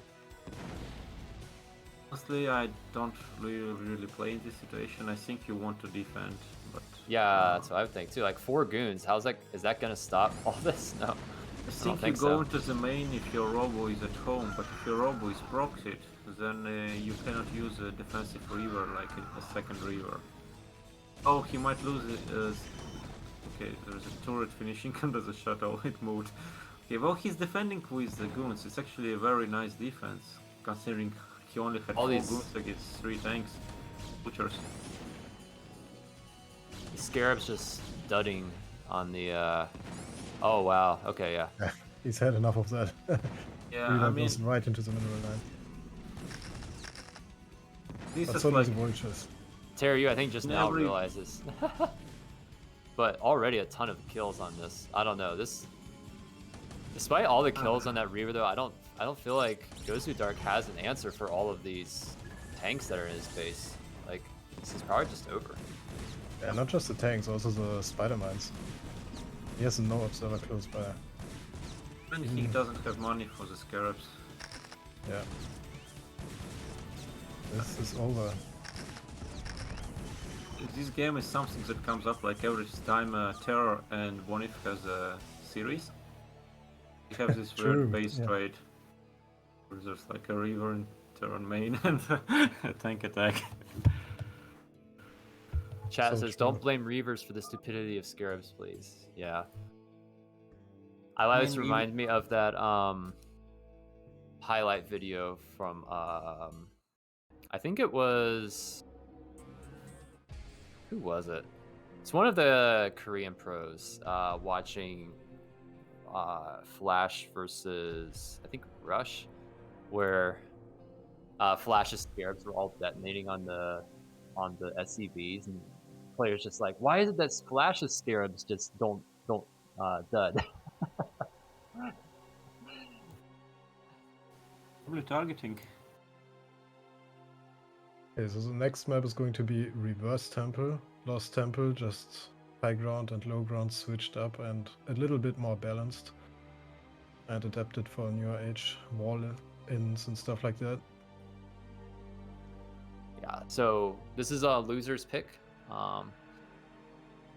Picks the map, so this was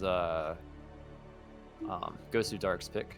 Wait, this isn't Gosudark. This is am I getting confused here? It is Gosudark. It is Gosudark, okay. I thought Gosudark was a Zerg player for some reason. He plays Zerg when it's No. P, right? Nope. No, He we were doesn't. watching Okay. Gosudark versus Oxzerg. Sorry, we were talking about that series and I got the names mixed up. No, that was not Oxer versus Gosudark. That was some Terran dude, wasn't it? If we're talking about the Maybe it series was a where Protoss. Oxzerg kept It running was by. like some Protoss named Free or something. It was like an old school Protoss coming back. Oh, free? Huh. Maybe it wasn't. It was someone else that came back. He had been away for a while. Oh, let's check it out. I will check who it was. CRVT. There he is. So I'm like, All why right. are we not starting? That is the game. So let's see. All three. So reverse temple. I'm not too familiar with this map, but anything you guys expect to see in this map? Dropship play? Considering... go ahead. Yeah, I expect some dropships. Yeah, I would Well, also let's find out. expect aggressive play. I mean, you have the high ground in front of the main base. That can be exploited by both races, depending on which stage of the game you want to push. So you can go for 2-gate and kind of put some pressure onto the Terran, or you can go for early tanks, like a 3-tank push, like we saw before. So the interesting thing in the observer, as observer, if you click on the command center or the nexus, you can see where their rally point is. But let's see what is that? Now we SCV? can see Terror going for that supply that I talked about last game. Yeah. Yeah. I'm wondering if he had a particular reason for not doing it last game and actually going Maybe for it this running game. from scarabs, not sure. Yes, So going something for a Terrans sometimes do and sometimes don't. I also always wonder if there's a special reason when you do it and when you don't, if the mineral positioning plays into it or not. So 10 gateway coming out from Gosudark, and then immediately into the gas. This seems like an early gas. It's kind of fun. Yeah. I'm more interested in the gateway scout for a second time, and he actually turned around from the top. I think he was looking for the CV, which is unusual. Let's see if he decides to skip this out because Terror is cross position, and he also made the barracks in his main. On a normal map, you would skip this out here, but it's still reverse position, so the out might be good anyway. Maybe that's why he changed his scouting pattern. He wanted to know if it's cross position, to know if he wants to make a Zenit or not. But he's definitely going for it. Yeah, he's skipping the Zealot this time, so I mean, it's kinda like a Zealot still forces a bunker, but maybe Terror will make a bunker regardless. Gosudark. Putting up some interesting building placement here. I don't recall ever seeing the cyber core there to force the probe pathing. Yeah, I thought it was a pylon, that's why I said he's going for Zenit, but it's satellite score, so there's nothing. Actually, seeing this map reminds me of a really good game on this back in Pro League, where someone sent all his SCV to mine from the natural at 6 o'clock. The Overlord scouted it, went away, but it was actually a 2-Rex push, and the Zerg died immediately to the push, because he thought it's a fast expansion because of all the SCVs going to mine. That was such a good play. That sounds like just so bad if it doesn't work, but so great if it does. Yeah, it's the kind of move you can only do against pro gamers, because nobody else is gonna fall for that. You know? It was just perfectly played. Okay, so Terra is going for bunker expand. One thing that's really good about this map is that they fixed the if you play against the Zerg and you don't have those minerals in the natural, you can't really wall off. So that's one thing that Reverse Temple is working for. That now you can wall up a bit more. Yeah, bro. Oh, he I got really in. lost a lot of health there on that goon. Actually, Yeah. almost half. Uh, That was It's lucky. worth it. 40 of It's the worth 40% HP gone. Yeah, I mean, if he sees a second factory, that's certainly worth it. Yeah. This map so far playing in Gosudark's favor. Okay, I think he saw the second hatchery.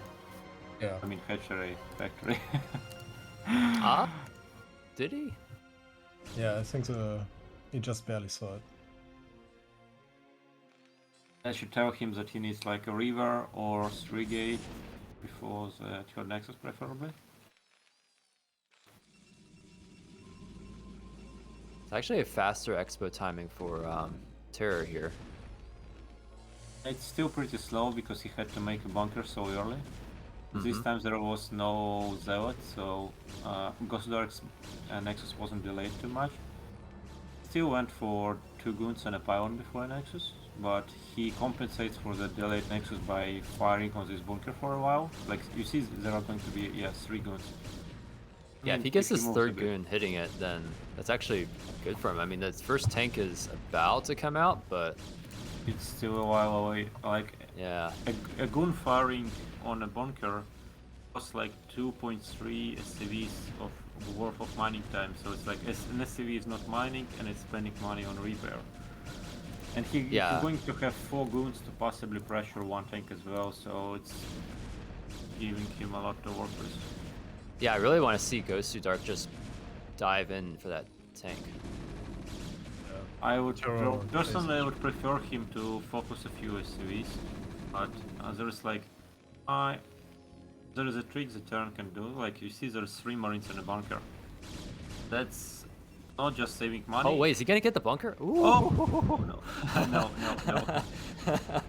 Oh, but there is a 5th goon. Okay, and now there's a 5th SCV. Yeah.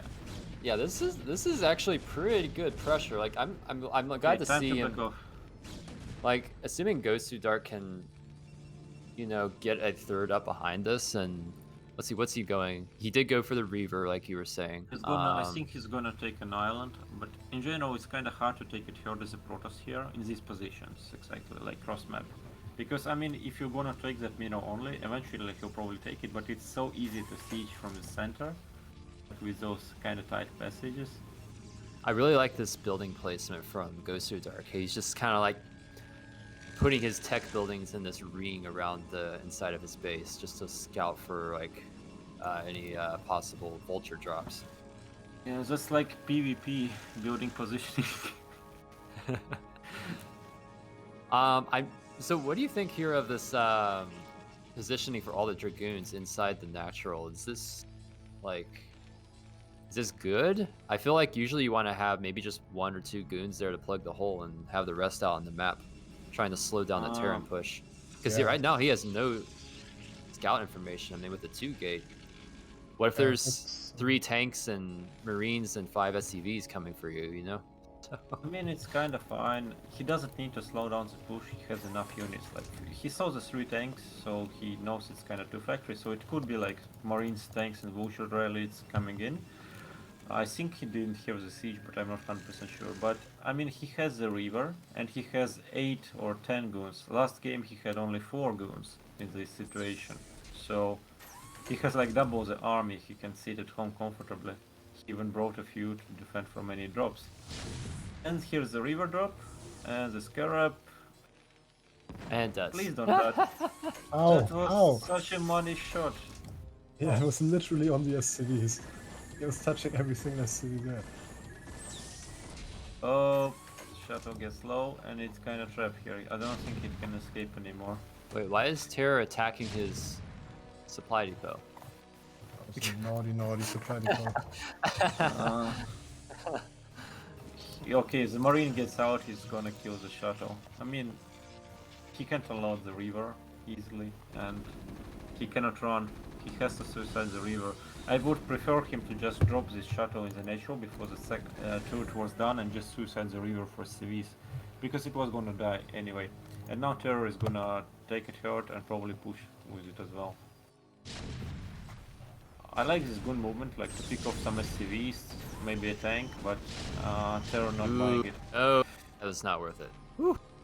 A Reaver and 3 guns. A Reaver and 3 guns. Right now, honestly, if it was like a ladder game when I was a Terran, I would consider just unsieging and pushing, but of course he doesn't need to do it, he's a base ahead. Time is working for him.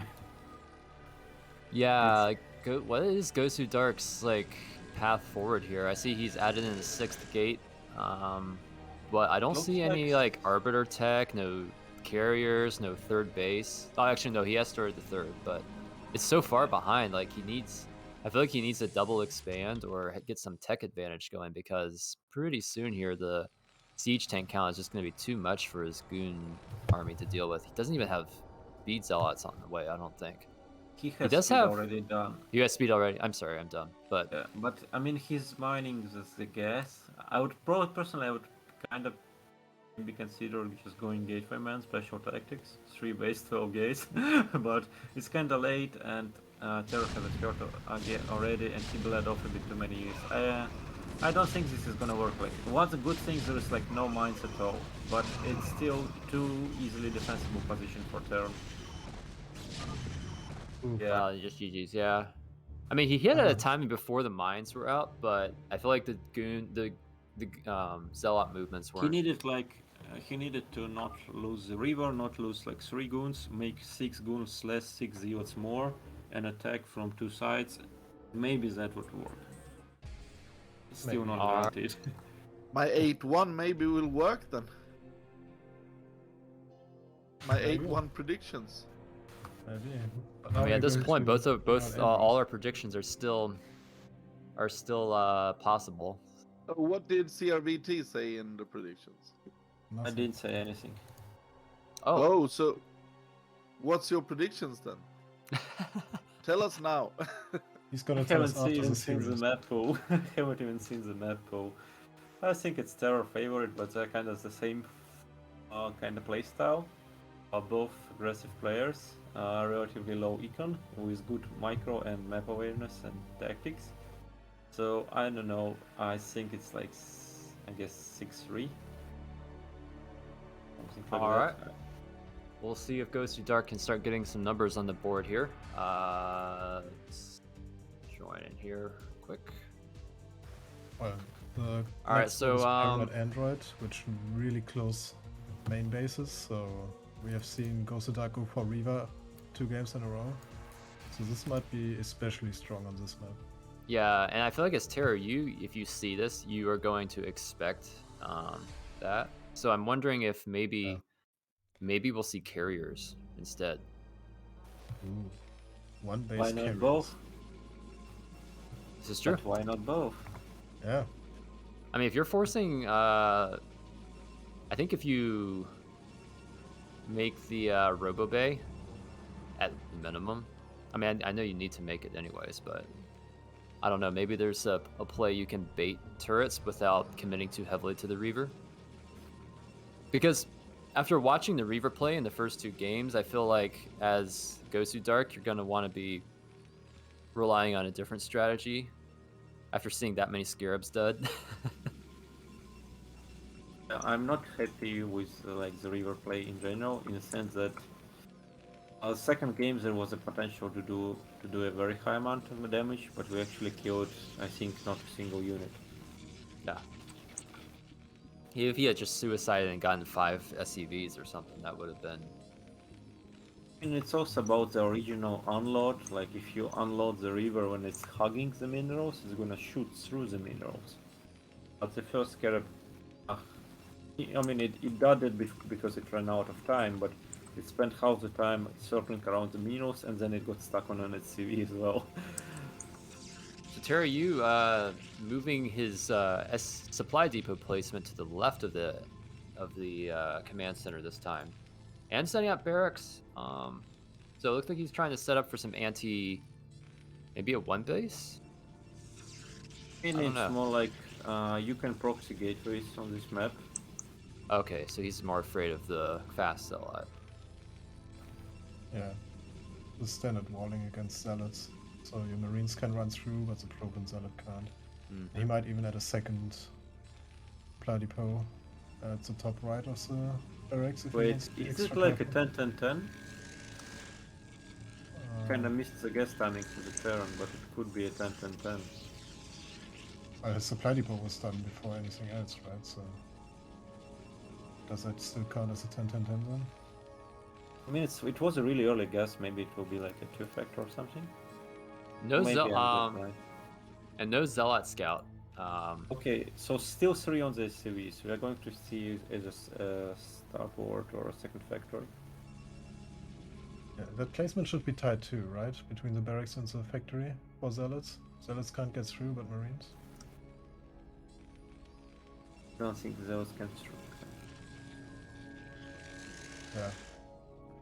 Okay, looks like a starport, kinda. Maybe he was just slow on moving the SCVs out of gas, but he might have like 50 extra.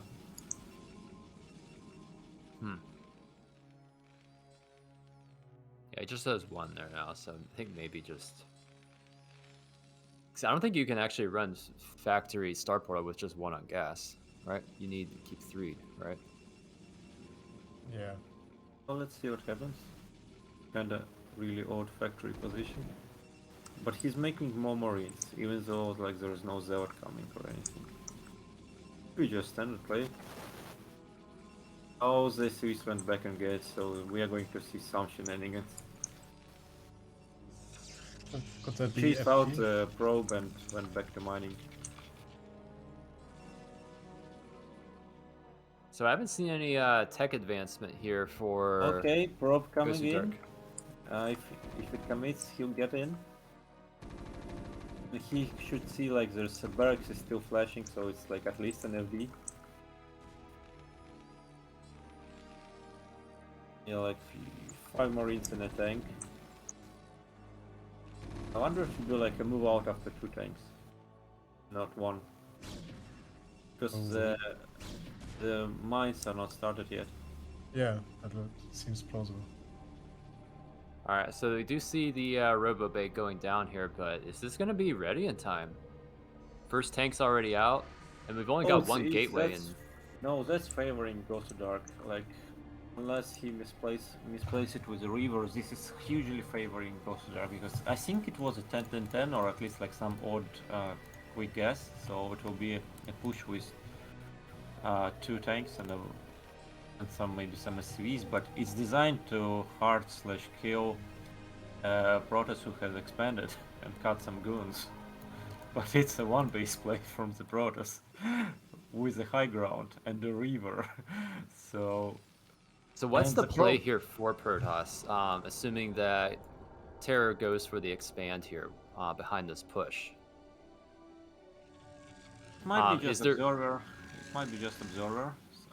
So he needs to not lose too many goons, but I mean he could get contained. I would prefer honestly a Reaver play instead of 2 gate ops. And the Reaver would be like you would need to use high ground to gain time. SCV. Oh, the SCV doesn't get it. Oh, and he gets up the ramp too. Nice. Okay. I think he wanted to block the goons from coming up. Oh, a tank gets... Okay, this rush is over. It's a free tank. I mean, it's tanking a bit too much unnecessary damage, but he has 2 more goons incoming. Actually, Terror is in trouble. Like, a counter-attack could kill him. Yeah. Because there will be an Observer immediately. Terror probably thinks he's kinda safe with his mines, but he's not. It's like a tank siege and a bunker and more marines, or he's gonna die. So now that the OBS is out, do you think we're going to see a Reaver come out? Or are we just going to go heavy goon? I want to see like a barracks landing and marines starting. Something, because Terror is in big trouble. Okay, so we do see the Nexus. And we do see the Nexus coming down for Gosudark, so if he can force, if Gosu can force Terror U to lift his command center, I don't think he'll be able to kill it, but he can probably force a lift off.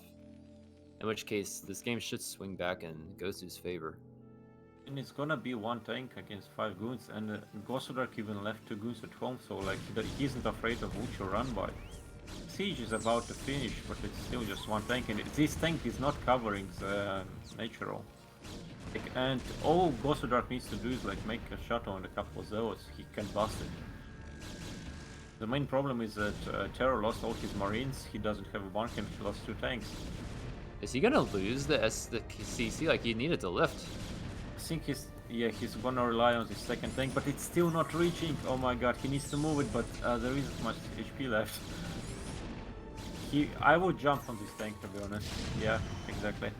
Like, And I this mean, is if you lose over. 2 goons for this, it's worth it still. I mean, he's gonna kill the second tank as well, actually. They series needed to block, but they didn't. Terry's in trouble here. Yeah, I think the Terror just didn't expect it to be one base, to be honest. That's how it looked to me. And the prop got in and saw the gas mining and marine production, so... Yeah, I feel like as Terror, when he ran that SCV around the back and sees that there's no Nexus started, I feel like his attempt to go up the ramp was... I think he misread the situation. So if the Protoss is going for the river there is some time before the river against a low dragoon count, and you try to bust. But because if you go home, by the time you get home, the river will be in your base. So going home is kind of worse. But it wasn't river, it was 2 more goons, and the fight started with 4 goons from high ground just focusing one tank immediately. So just a lot of things went really bad for Terror. Thank you, Dewalt, for the raid. Enjoyed watching your series, and congrats on the win. Well played. All right, so we see here Terror selected Longinus 2. Oh. I have not actually seen this map before. What do you guys think we'll see? Isn't this map known to be a Protoss map? Yeah, I kind of expect Terror to go for like Gasless, or maybe to effect, but it's a nice map for Protoss, but it's totally playable by other races, so it's like not imbalanced. It's a 3-player map and it has 10 mineral patches in the main, so it's kinda has a very open center. And it's I just saw Dewalt's SCV spend about 5 seconds glitching out on one of the mineral patches. You know, like sometimes the worker will go into the mineral patch and then go left, go right, up, sometimes go behind. A little bit mining time lost there. So back when this map came out, what was popular in PvT on this map was just to go 10-15. Because there is no ramp, but of course that is kind of solved. Still a good build. The opening is also pretty big, both in the natural and between the natural and the main base. So you can't block it with like 2 units or anything. It's really wide. And another special feature is the third is pretty open from all sides, and the fourth base has 2 gases. Okay, so we see Gosudark scouting after gate every single game. So I kinda, maybe if that's something that he always does, maybe we won't see much gasless play by Terror. Simply because you can get like a proxy robo in front of your natural if you try for gasless against someone who scouts so quickly. So we're gonna see a little bit of a scout advantage here for Terror U. Does this possibly translate into any sort of maybe build order advantage he can get?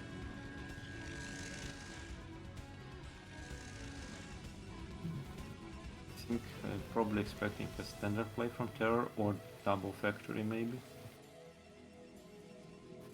Scouting very early on. Yeah, I feel like game 1 was the only game where we've seen anything not typical. Both players seem to just kind of be settling into very standard play.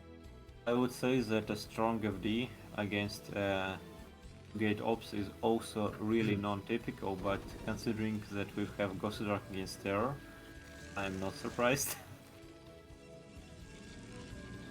Yeah, I seem to remember Terror was a big fan of the 2 factory push Yeah, but maybe a year this ago. game we are going to see guess command center, or like a 3-minute command center. Yep, exactly. So this is a bit more modern and flexible, quite a good build. So the tank will be a bit late, so he'll need a bunker to defend from the dragoon. If the Looks like Go ahead. Oh, I was just gonna say, it looks like slightly heavier goon play this time from Gosudark as well. It's a +1 air.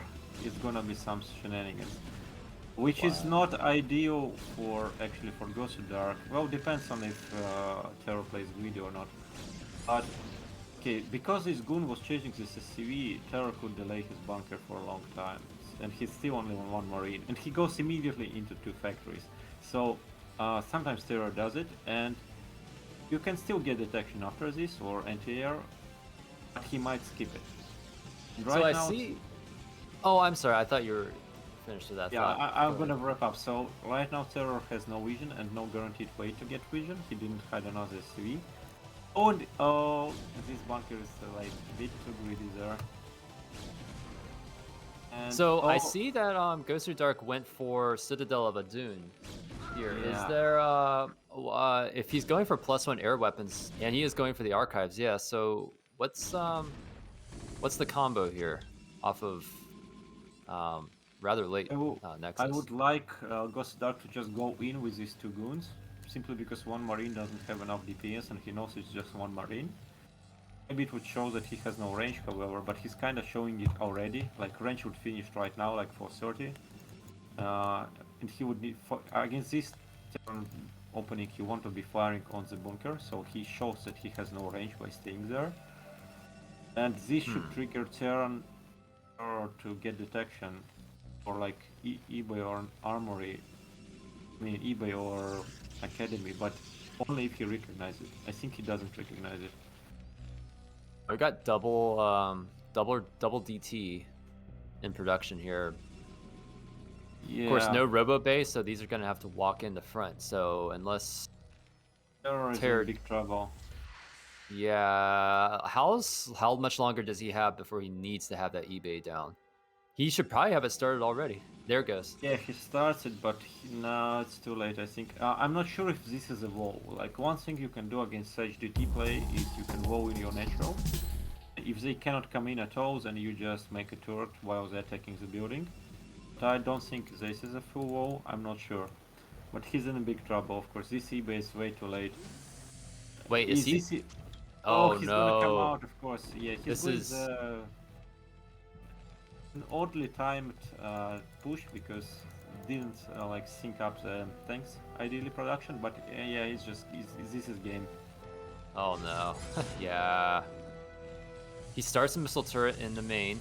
Okay, yeah. Can he just buy? So is there a play here where he can buy time in the natural? I mean, he's getting 3 turrets at a time, but there are 2 more DTs coming in, and if he just kills the tanks, for example, he actually will be able to fight. And he's bringing the goons, and he's making cannons to prevent like Wusha run-bys. So he might just be able to fight directly even after there is detection. Yeah, but mines can be laid. Yeah, but those 2 DTs are going to zone out this passage in the middle. Meanwhile, the army is going to clear the natural, most likely. Oh, yeah. Oh, 1 turret gets up. Oh, dies And it directly. goes down. Yeah. Okay, there's 1 more turret in the natural. Let's see if that goes up. Okay, Close. okay. There is a mine. How much will it kill? Okay. Oh no! Yeah, and the natural is up for Gosudark, so... Okay, this might be overextending. Let's see if he can kill the turret. It does. But that kind of... Oh, he's actually made even more DTs. Never mind. Okay. At this point, I feel like the mines are actually doing more damage to Terror than they're helping him. Yeah. So Terror's eBay was mostly timed for like a goon range into DTs, whereas the DTs are also not proxied. It's like that Yeah. sort of timing. That +1 air, I think, really probably did the trick. As Terran, you should realize if 430, there is no goons firing on your bunker, it's probably not a range, especially if the proto scouted that you went for like command center before factory. Because if you get range and you don't attack that bunker, you're getting quite behind. It should be a tell, like so, like a tip for Terrans. He did actually lose the CC, didn't he lift it? No, he just lost it. Oh shit. I think though he's fine with that. I think he is literally just gonna all in off one base and just mass production. I wonder if at this point you just go carriers. Because it will take them forever to get enough scans to push you through your 4 DTs. Yeah, I wonder if he just doesn't have the gas to make. Like he is going starport here. I guess it just feels the like. voucher run by is coming, but I think Gosudark was ready for it like a minute ago or longer. Oh wow, he's catching the transfer. Oh, this is bait. huge. It's not enough, not nearly enough. It's losing a lot though. I mean, we're kind of trading units for economy when you are double behind in economy and you don't have a command center making. So like he's on 1 base 3 factory, so it's like he's all in, but he's trading units, vultures for prod. That's not ideal.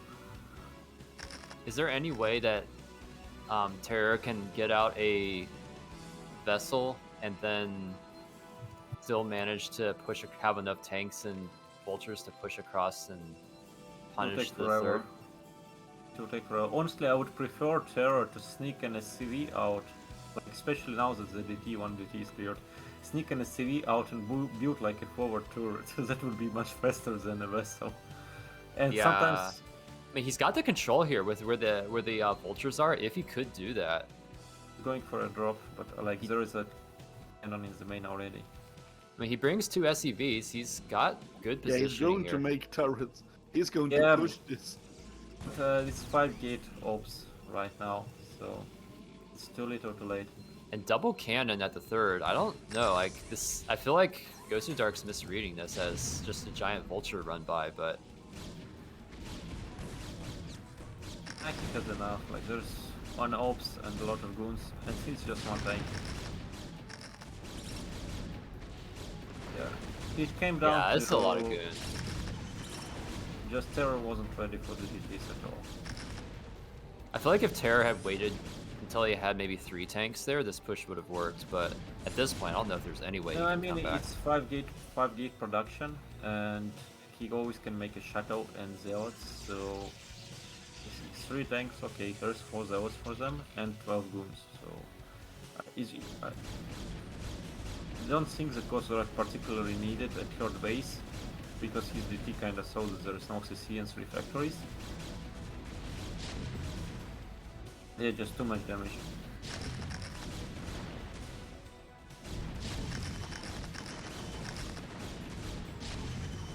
Dragoon Mind Drex. Yeah, there's just too many goons.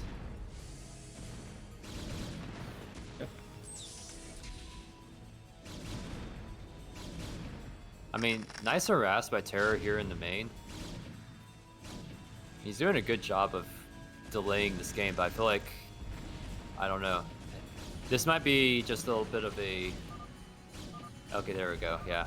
I feel like he could have GG'd 2 minutes ago and that would have been fine as well, once he lost that push at the third. So 2-2, no 8-1, no 8-1. We have ourselves a series. Yeah. 7-2 still in the running though, so... Yeah, I'm a bit worried about my 6-3 already as well. But that was actually, a good game though. Yeah, Okay, I'm impressed by what's the score now? Gosudark's... The score is... Tied 2-2. Oh, yeah. Yeah. So I'm impressed by Gosudark's like timing. For example, well, when I'm playing Terror, he quite often skips detection, just because I usually like open observer, play safe, fairly predictable. But today, in the first 2 games where Terror didn't go for like 1 base, not first 2 games, but in the 2 games that Terror didn't go for 1 base, he got quite a faster eBay all games, and the one time he didn't, he got punished by this fake range. So I'm impressed by the timing that Gosudark pulls it out out of the head, and the map as well, because you don't expect DTs on Longinus. I really appreciated that Terror also stayed in the game and had a strong follow-up. At least the idea was there to have a strong follow-up. I think he could have executed slightly better, but he still made it competitive. So interested to see what comes out here in game 5.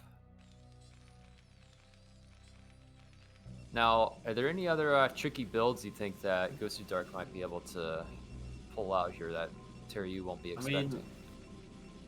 Is it time for 4-gate goon in the middle? Is it time for 1 base speed loads? There's a lot of things you can do as a Protoss. The good old Bulldog as well. And just simply proxy zealots. I don't expect Gosudark to do a lot of those, but we already saw like proxy robo and DTs. You know, and while we were talking, I forgot to check the map. This is FC. This looks like right? Fighting Spirit. Yeah. Yeah. It's Fighting Spirit. Yeah. It looks the like first map. Terror had enough and we are going for a wall. Oh yeah. Wonder if- It's almost been cheese every game, like some type of it. From Not Gosudark really, is trying to do. It's not really looking forward. It looks like to a big macro game anyway.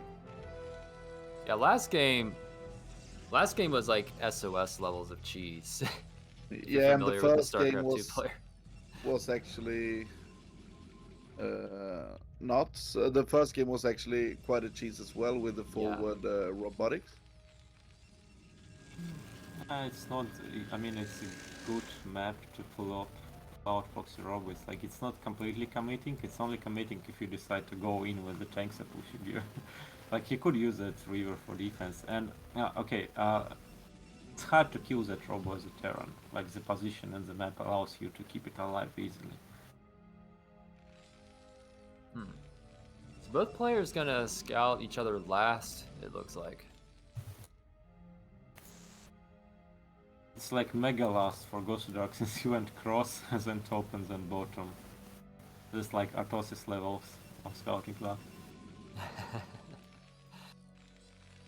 Yeah, and first zealot on its way, but shouldn't get any damage done. Now barracks on left, factory on right. That's a safe wall, right? No idea. It's quite rare to see, but it probably is. I guess we are going to see. Wonder, can you even make an add-on there? Like if you make an add-on there, where will the tank spawn? Yeah, I was wondering that too. Like it looks like in theory there could be space, but I mean, I guess it's beyond the bar. yeah. It's funny how many games most of us have played, and we still don't know whether or not something is a wall or whether or not. Yeah, never mind, there's plenty of space at the bottom.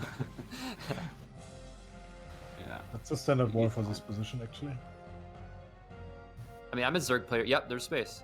I'm a Zerg Yeah, player. yeah. Usually when I play, if I flex and play Protoss or Terran, I usually end up having to destroy a building or something because I misplace a building.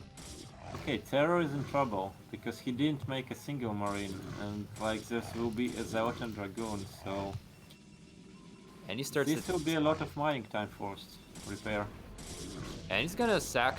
He's still okay. He is starting a tank, but he's gonna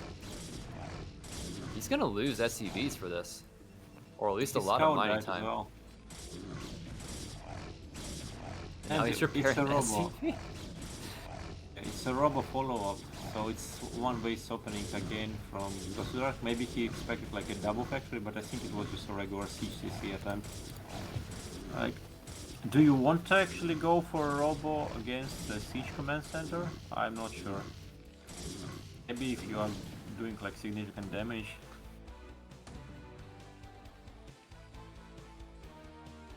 I'm a little surprised I haven't seen a 12 nex. Is it 12 Nexus or 14 Nexus you go for against Terran? 12 usually, but I mean Gosudark is usually not the type of player to pull out 12 Nexus. Okay, Terror is trying to maybe catch some goons. Oh, you can see that. Look at If he, that. if he just ran up the ramp, he could. The siege is almost down, like... skewed, but he'll eat a tank shot when moving back from here. Might lose a goon if they both Siege like tank target doesn't the reach. same one. Yeah, there's like one on the top, so... But he's gonna delay a commensurate for a while, and the Yeah. Reaver is coming. Ooh, Okay. taking a lot of damage on that one goon. An eBay on time this time by Terror, so he's respecting the fact that he lost his SUV scout. I'm not sure if it was worth it, like losing those two units. Yeah. Goon and a Zealot. Terror not gonna get fooled this game, dropping some safety missile turrets. Still no Nexus started yet for Gosudark, but I expect we'll see it here any second. I think as a Gosudark I would recommend trying to mix in something like one gates triple Nexus. If you're going to like mix in a lot of one base plays and you are just making your opponent paranoid, so Terror is blind, he's getting turrets this time. So that's when you want to pull out like greedy plays. I would love to see that personally. All right, Reaver on the way, and Gosudark mixing it up this time, bringing 2 Zealots in the shuttle. I think he realized after that game 2 that, you know, where the Reaver died not doing anything, that if he had a Zealot in, he could have probably flown into the Zealot.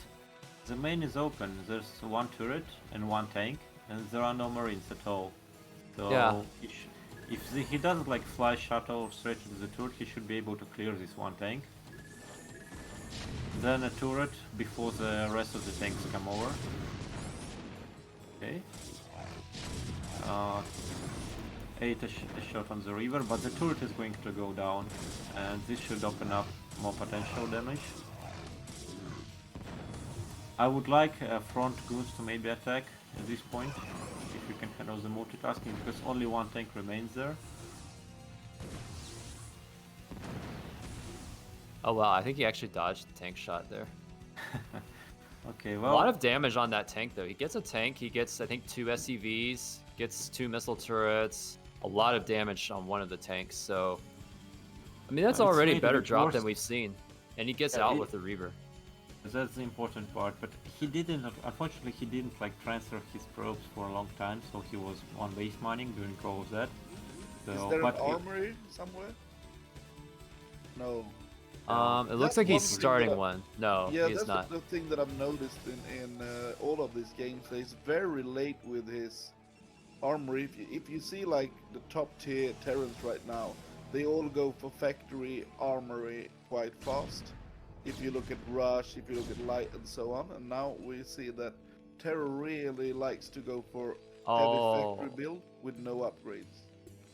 I mean it works, so I think he like basically on the Korean pro gamer Protoss level, they are good at punishing such plays, like a quick third into mass factory or 2 base mass factory, but I think it works fine on the foreign level, so I don't blame them for delaying armory.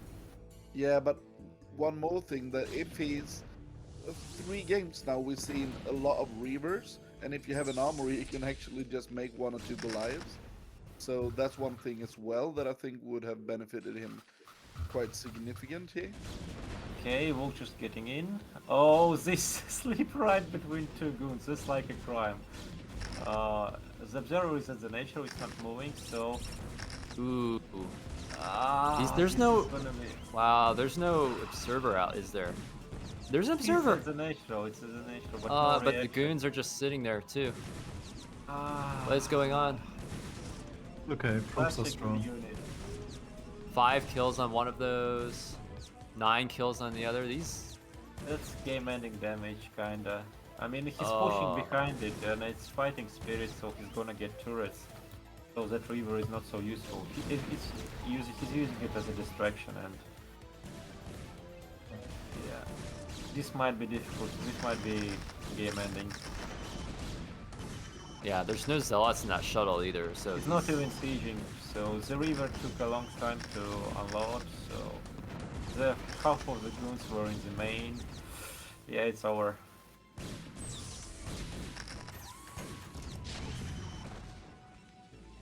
Vultures are a good unit. You can Oh, yeah. tell anything Yeah. about the Oh. river, but the vulture is really good even. GG. Wow. And it's those two, they sleep like in a like less than a half-second window before the two goons were. Like one was down the ramp, one was above the ramp, and they sleep between. Well played by Terror. I don't know. It's always a little sad to me watching someone lose like that, where they, like just don't pull a unit fast enough or whatnot. And just, I feel like he really lost that off of the back of just not pulling his dragoons into the right place to stop the vulture harass. It would be really hard to come by even if the attack didn't kill him. Just 15 probes lost. He had a good Yeah. at the nature, so the vultures took some damage coming in. And He it also was such a lost small window. He lost 3 goons to the vulture harass, not just pros, Yeah, but he the lost 3 mines. goons to mines. So, but yes, Yeah. Gosudark picked Luna here. Yeah, I think so. One of you likes this map, I think. Oh god, no. I thought. Not really. I might be wrong, but I thought one of you said you liked Luna. Not me. I No one think wants it to was admit to it LML, then. wasn't it? No, don't put that shit on me, man. But what do you think we might see out of this map? Any special things that only work on this map, or are especially strong? Been so long since I played it or watched someone play on it. Okay. Well, I think it's still one of those maps where there were still. I know. I think Luna was like the first popular map that had 9 mineral patches instead of 8. So it's a bit more modern. Mm-hmm. Well, the third is hard to take for Terran, and it's a mineral only. I mean, it's a narrow passage, but it still is some distance away, and it's not like a great base. But for the Protoss, it's also kind of hard to take a third and like pylon it up against vulture harassment. You need quite a few pylons, or you take a natural main or something. The center is wide open, but there are small passages that Terran can push through, which is not too relevant on cross positions. You cannot really turret them up, unlike Fighting Spirit. So that's like the main differences between these maps, I would say. So what you're saying is that this map is basically bad for every single race. Oh, I'm just thinking PvT. It's kinda fine for. I would say it's more Protoss favored than Terran in this matchup. I don't think it's like completely unplayable for Terran or anything. Look at the gases. Isn't the gas for Terran really bad? And Yes. I need for a Caesar, yeah. Yeah. That's actually a I really mean, bad thing for it. I don't think that the gas for Gosudark is perfect either. It doesn't look normal. Like it's a hex or like 2 hexes away from the standard position. I'm not sure if it affects it or not. But Seems I, just slightly. Yeah, you need 4 on both of them, as you can see here. If you look at it, you need 4 on both gases. the base that Terror has, you can like really defend it with siege tanks from the main, like the passage. It's a bit compensated by you have a longer travel distance from your main to your natural on that location, but the siege tanks really cover the natural. Yeah. The base that Gosudark is on, it has like the smallest distance from main to natural.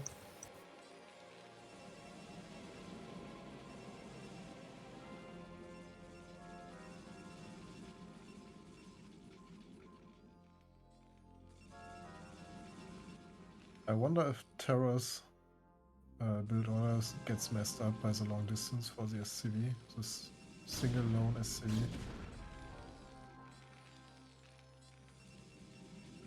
Yeah, I don't think his tanks were like perfectly synced in any of these games. I think something messed them up almost always. For example, in the first 2 games it was reverse ramps and he had to go for an early bunker, so that made for like a really late siege tank. So nothing new for Terror. Yeah, Okay. he's used to it. Cool little spread of Marines here around the entrance. And Gosudark got a probe in twice. Once Goon took some damage from the bunker, and another on Paradox. I think it was. He sneaked in between the Marines by going behind the mineral line. So Terror is watching. Okay, so You see Gosudark second gate seems to going think down. it's one base. I Yeah, think we are because going he's to see two gate ops again. I mean, it's build order advantage Terror for sure. Gosudark is playing unnecessarily safe.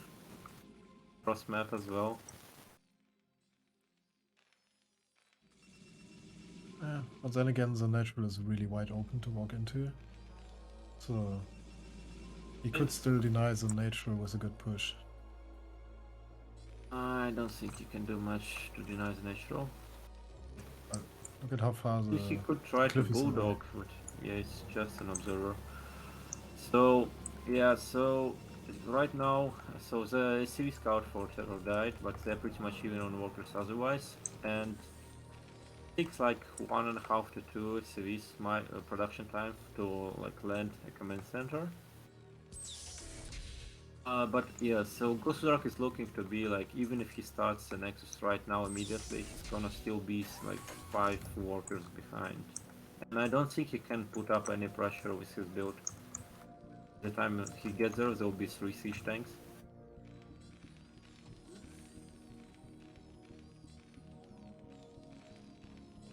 I feel like the Nexus timing is a little bit better for Gosudark than we've generally seen.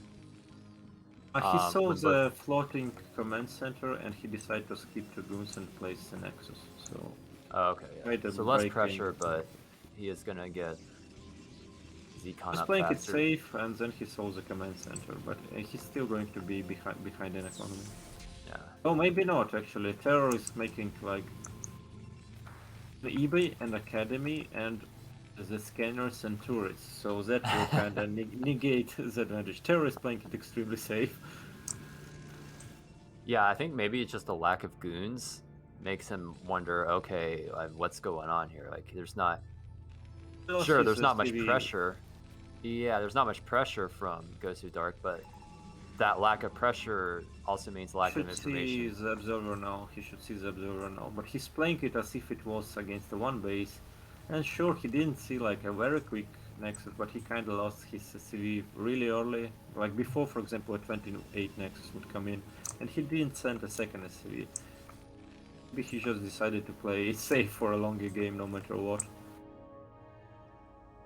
Economy is even. And we see So 3 true. obs out now for Gosudark, and yeah, still no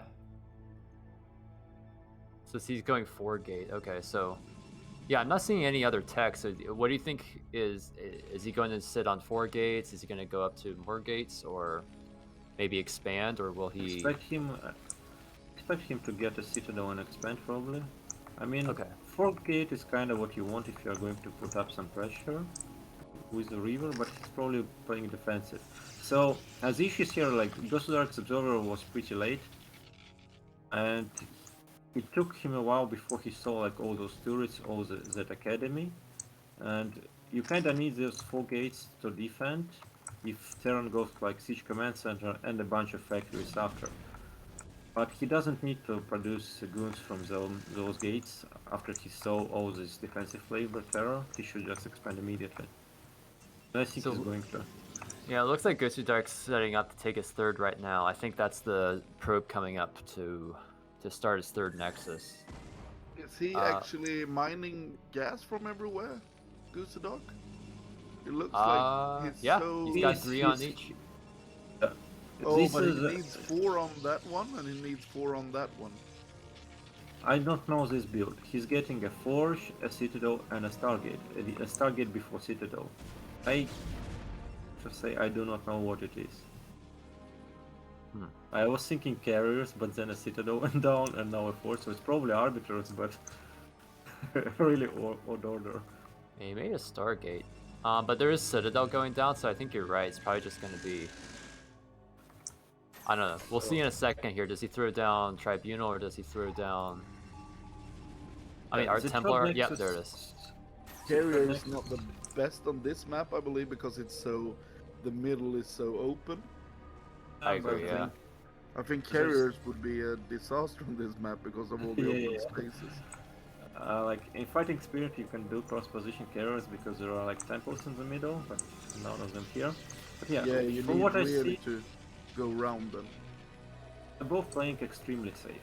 And while I this kind of makes sense for Terror, I don't like it from Gosudark. I don't know about you guys, but I feel like I haven't seen strong Arbiter play in quite some time. It usually, when I see a Protoss do well, it's off the back of good dropship Templar play or carriers. But generally, when I've seen Arbiters, like just Arbiter tech, I don't know. I feel like it hasn't had very good results that I've seen lately. I think Gosudark has good army movement. Not so much like pure unit production, but in PvT matchup he has good army movement, good awareness of when and where to recall, so it can work for him.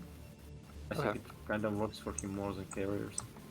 I'd like to see it. I just usually when I've seen it recently, it's looked like a flop. So Well, the Arbiter is like not too late to deal with, for example, 2-1. But the economy for Gosudark is kind of not here. Like he would probably want to be in a normal game. You would be like starting or finishing your 5th by now, but we're only starting a 4th. So Gosudark's still only on 4 gateways. Is this enough to? And he's not even producing from them right now. I mean, Does he he has have an enough? observer over the factories. He has an observer over the factories. So generally, Terran push potential depends on what they spend their gas on. So, well, he doesn't see, for example, facility into armories, but he doesn't see more factories either. But 4 goons is enough to deal with 3 factories. I mean, not 4 goons, 4 gates. Okay. Especially since he only maybe if he had double machine shop, he might need to add in extra gateways, perhaps. Yeah. But He checked with observer. He like confirms that it was, and he didn't go too far to see the facility, but he probably knows it's armory. Those factories are only being added now. But yeah, in it's a general, sick like fact. starport, facility, second armory, 2 upgrades. Either you get that or you'll get like 9 factories. So you cannot get both.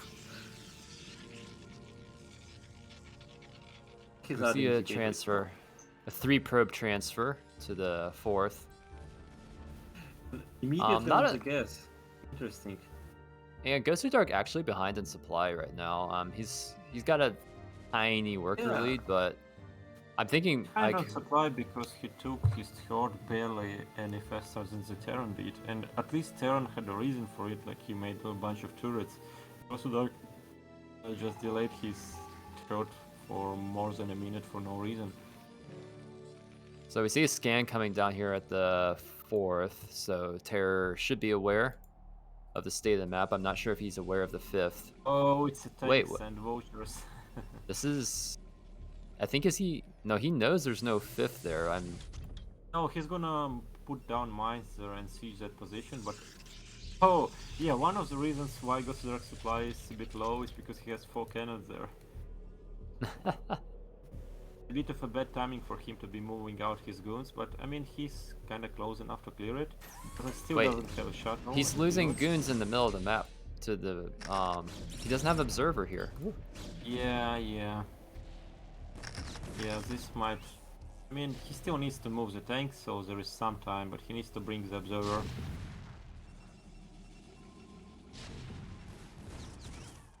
I mean, it seems to me it should just be an annoyance. Like this shouldn't. I mean, it will be cost efficient. Like the tanks will kill some goons. If you want to clear it nicely, you need to drop like zealots, but there was also vultures already in position, so it was a good trade. Oof. We should not try that. Oh my good. What on earth, dude? Why is That's Gosudark doing this? okay. Yeah, so it's gonna be a 2-1 max or almost max. Like Terror is just gonna unsiege now and go, and I don't see Gosudark stopping it. I mean, he will probably max by the time that Terror reaches him, but he'll have like what, 1 stasis? Yeah. He does have a DT on the way, but there is a science vessel out, and should be plenty of scans as well. Yeah, he's full energy on. Yeah, but the fifth Basically got full energy. denied. We are at Yeah, 8 fifth. gateways or something, right? How many Yeah, he's gateways? only you need, 8 like, gateways. 12. Yeah, 8 gateways is a little bit. We have the 9th, but he can't use that, so. Nice attack here, so he might bleed off the vultures here. If the vultures go too far forward, the goons might take care of them. This Terror's army is getting split, so... These dragging arbiters. the zealots, and the arbiters... Okay, this engage is going really well for Gosudark, all things considered. Wow. Yeah. Nice stasis too. Catches 2 tanks. I'm not sure about the stasis. I don't think he can actually push across this bridge. So Yeah, I guess this that's stasis was just wasted. Well, I don't know. I think if he had kept chasing up in the north and caught those other 2 tanks, and then he could have caught those 2 tanks, like, I don't know. Yeah, probably. I think it would be better to kill those tanks instead of stasising them. Like, that's my point. But Yeah. he won enough time. He can take his 5th. He has more observers getting energy. He might get a recall, and he got his gateways. So I think that was a good engagement, and it brought him back into the game. And behind this, we see he's starting a photon cannon, the probably about to dropship. throw down. The I want to dropship is see the going- 3-2 upgrade start, but he's not starting it. Yeah, he's Oh. just pushing. Yeah. No 4 for Terrorizer. I think there are too many goons for Gosudark. But if he needs like to get a good arc, he cannot let Terror pass this breach pretty much. He needed to fight in the middle with all his goons that could get surface area. Right now I think he needs to counter-attack maybe. No matter where he attacks, he'll bleed some goons for tanks. Yeah, these goons are just running through the middle of the map, Okay. not actually. They actually get quite a few more zealots, so he should be able to clean up this army, because like mostly it's because Terror has half his army at home for some reason. But yeah, it's too many goons and they are taking splash damage. Terror brought more reinforcements, it would be even more one-sided. This army will be cleaned up, but he lost so many goons. These positions are really good for Terror.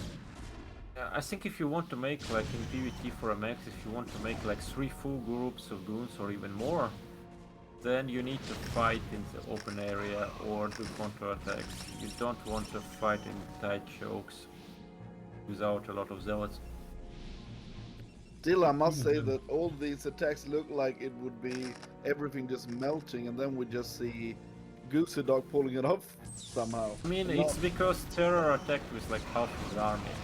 This Yeah. time it's more like a full army, and as Oh, you now can see, it's not everything close. will just melt here.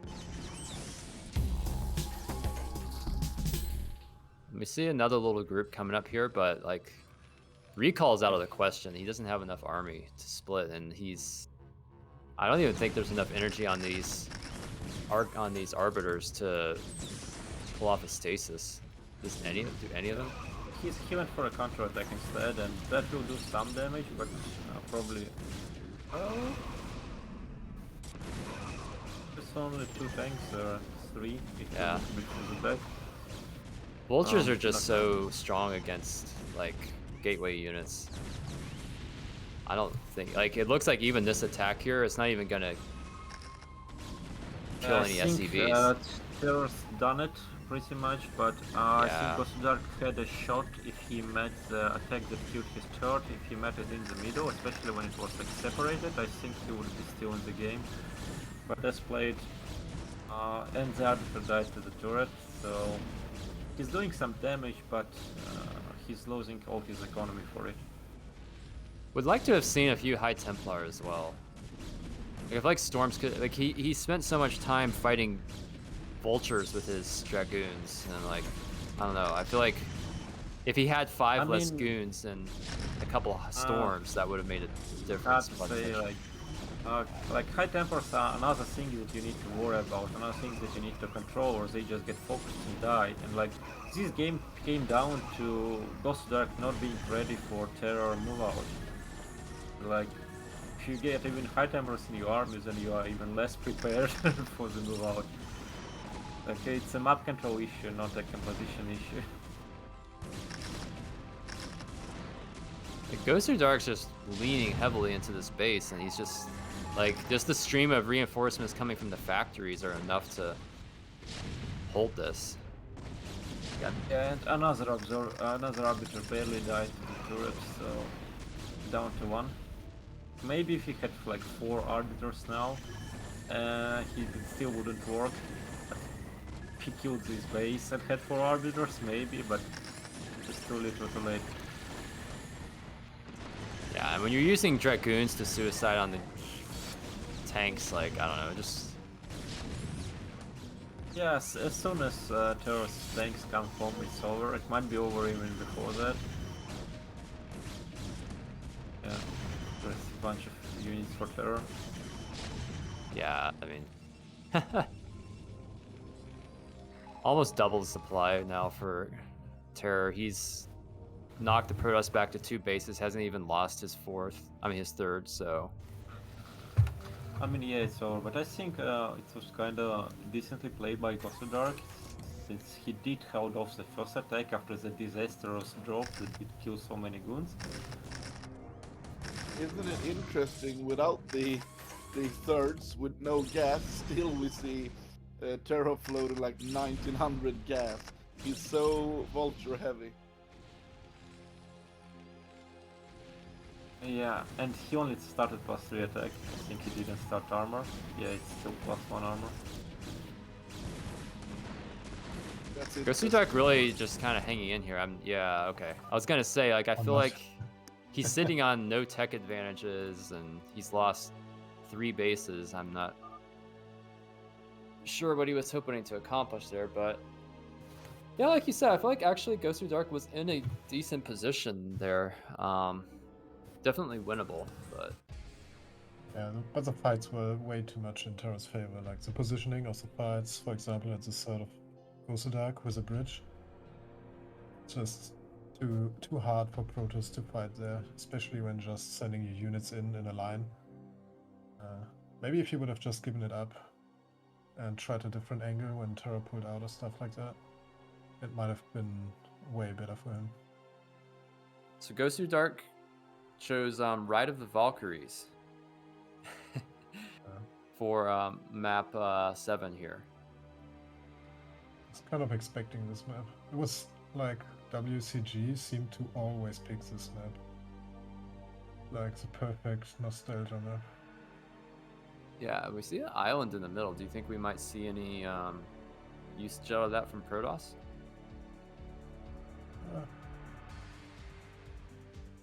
I don't know. I generally like a don't fair... go for it because Terran drops can just be so damn strong. Yeah, I see what you're saying there. I don't know. I feel like you can still cannon it, and at least it's not... It can't be sieged, so... And they can only fly in four vultures, and they'll probably lose the dropship. So... Yeah, you have to be fully set up, but if the Terran comes anytime before all your cannons are done, you can basically just forfeit it. It's a risky move. You have to bet on the Terran not scouting. But I think there are way more than enough expansions around here to take instead. Well, we're off into game number 7 here. Between here in the bottom left, we have Terror. And in the bottom right, in Protoss, we have Gosudark. So, what strat do you think you might see from Protoss on this map? And there's a lot of options available, but if you were in his position with the kind of sneaky plays he enjoys going for, what do you think would be strongest here? I'm expecting River play again. And it's one of the older maps with 8 mineral patches, so it's making expansion openings a bit weaker. And I think it's generally favoring Terran a bit more than Protoss. Okay. We'll see what comes out of this. River is good on this map. There is an island. It's horizontal, like with a river that can defend and attack at the same time, both pressuring main and natural. The main is fairly open. So Terror going for a wall at the ramp again. We need to I do think this this is map. a wall. Is he gonna put barracks on the left and then factory beneath it, or? Because I don't think I you. have no idea. Hmm. I think he doesn't Okay, so know barracks either. beneath. Okay. Looked like Is he that was a trying wall? to. Maybe there's another supply beneath the barracks after. Okay, yeah. But that wouldn't be tight. Wait, that's not tight though, is it? No. He does have space on the right, but I don't think. Yeah. I'm Maybe not a sure that's a factory tight wall. Can you even put the no. factory? Maybe he would reposition the barracks, but it's odd. Yeah, it I feels a think little we weird to should build it place, off position though. I Yeah, I kinda think we wonder, should maybe place this it- barracks already blocks? I'm not sure. And Why it's a building it bottom doesn't geyser look for both.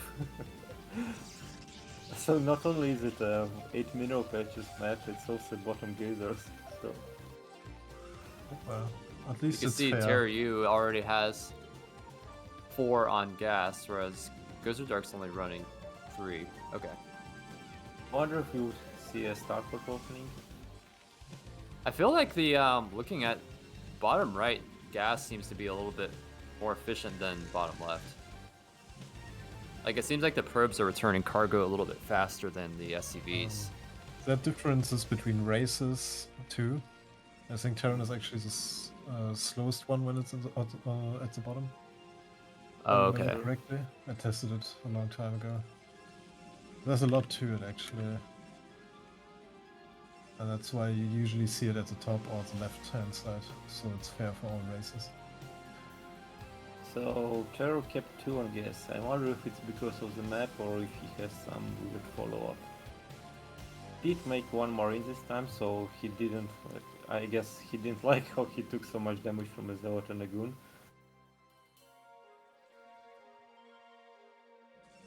Oh, we are continuing to make marines, so it maybe this was never meant as a full wall.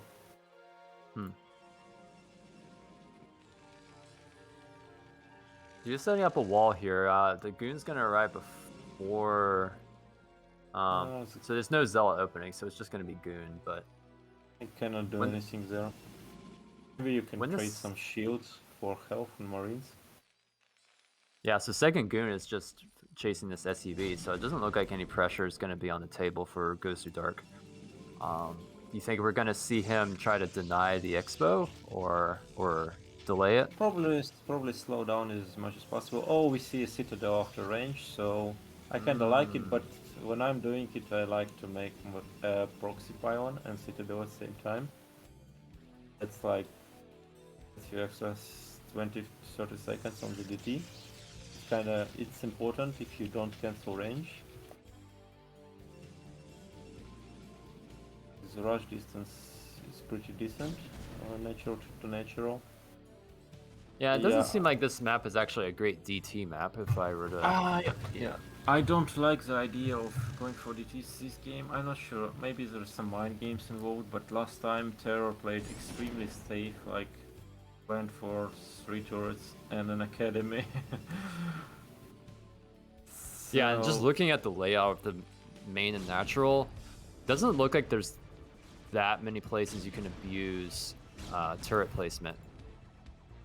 Okay, this is CV will get denied, but it should see like the range done. Or I'm I not don't sure if know. you saw it by now. Yeah, I'm not sure. Like I'm Yeah, thinking maybe. those goons came in pretty close before they fired the shot. Yeah, he's he's starting getting the missile turret. turret. Yeah. Sometimes Terrans like to get an eBay, but if they see range, not get turrets immediately. But yeah, playing really safe, and it's a siege mode as well. So I mean, it still could do some damage because it's double gate, but it's next afterwards. So I don't like it. So yeah, I really don't like it. In the sense that we have 2 gates, but we only have. I guess it's 6 goons, not 4. So never mind. I don't know anything. You see double Dark Templar coming out here for Gosudark. He won't be able to, pull any kill moves without a shuttle. but do you think? What do you think of him taking a fast third behind that and using the Dark Templar just to delay any potential He's probably push? He's going for arbiters. Like he immediately took the second guess, so he's going to fast arbiter. Maybe even wonder if he'll get a robo. It looks like he wants to get a robo, but yeah, he's gonna pressure with DTs and goons probably. I guess he sees all the turrets and he decides not to. But honestly, his goons did significant damage. DTs at this point are only used for map control. Oh, What's he doing? Didn't he see the turret earlier? I mean, this is still a good harass here, but I don't think he needed to lose that. Oh, man. Okay, so I feel like those Dark Templar were a really good play to keep the Terran from pushing. But if he's just losing them and not getting an advantage behind, I mean, what's his options? I kinda would like to see a starport and armories right now. Just because like there is no robo. And this map is in general good for drops.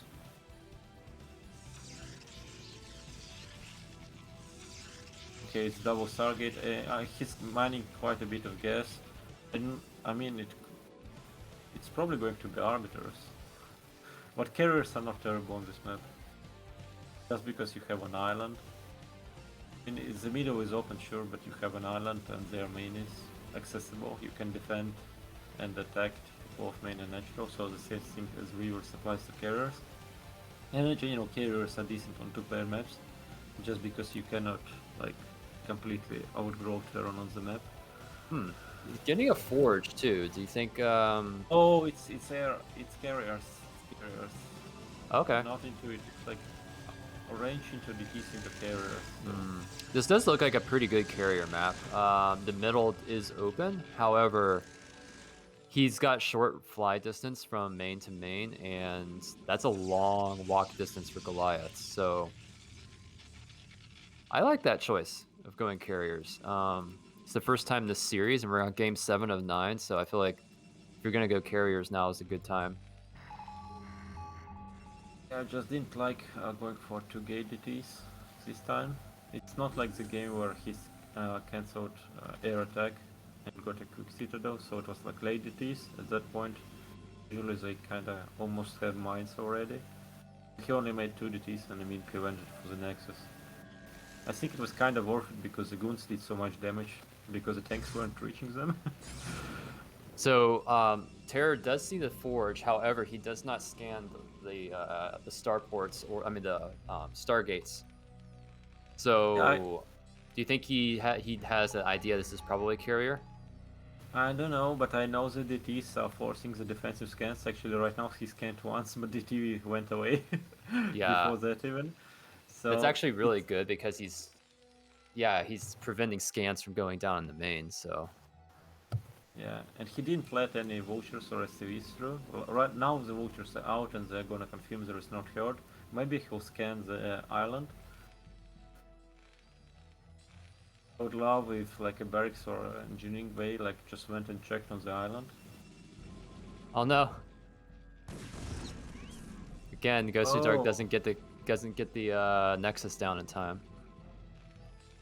I'm not sure if he wanted to get it. I mean, he probably did.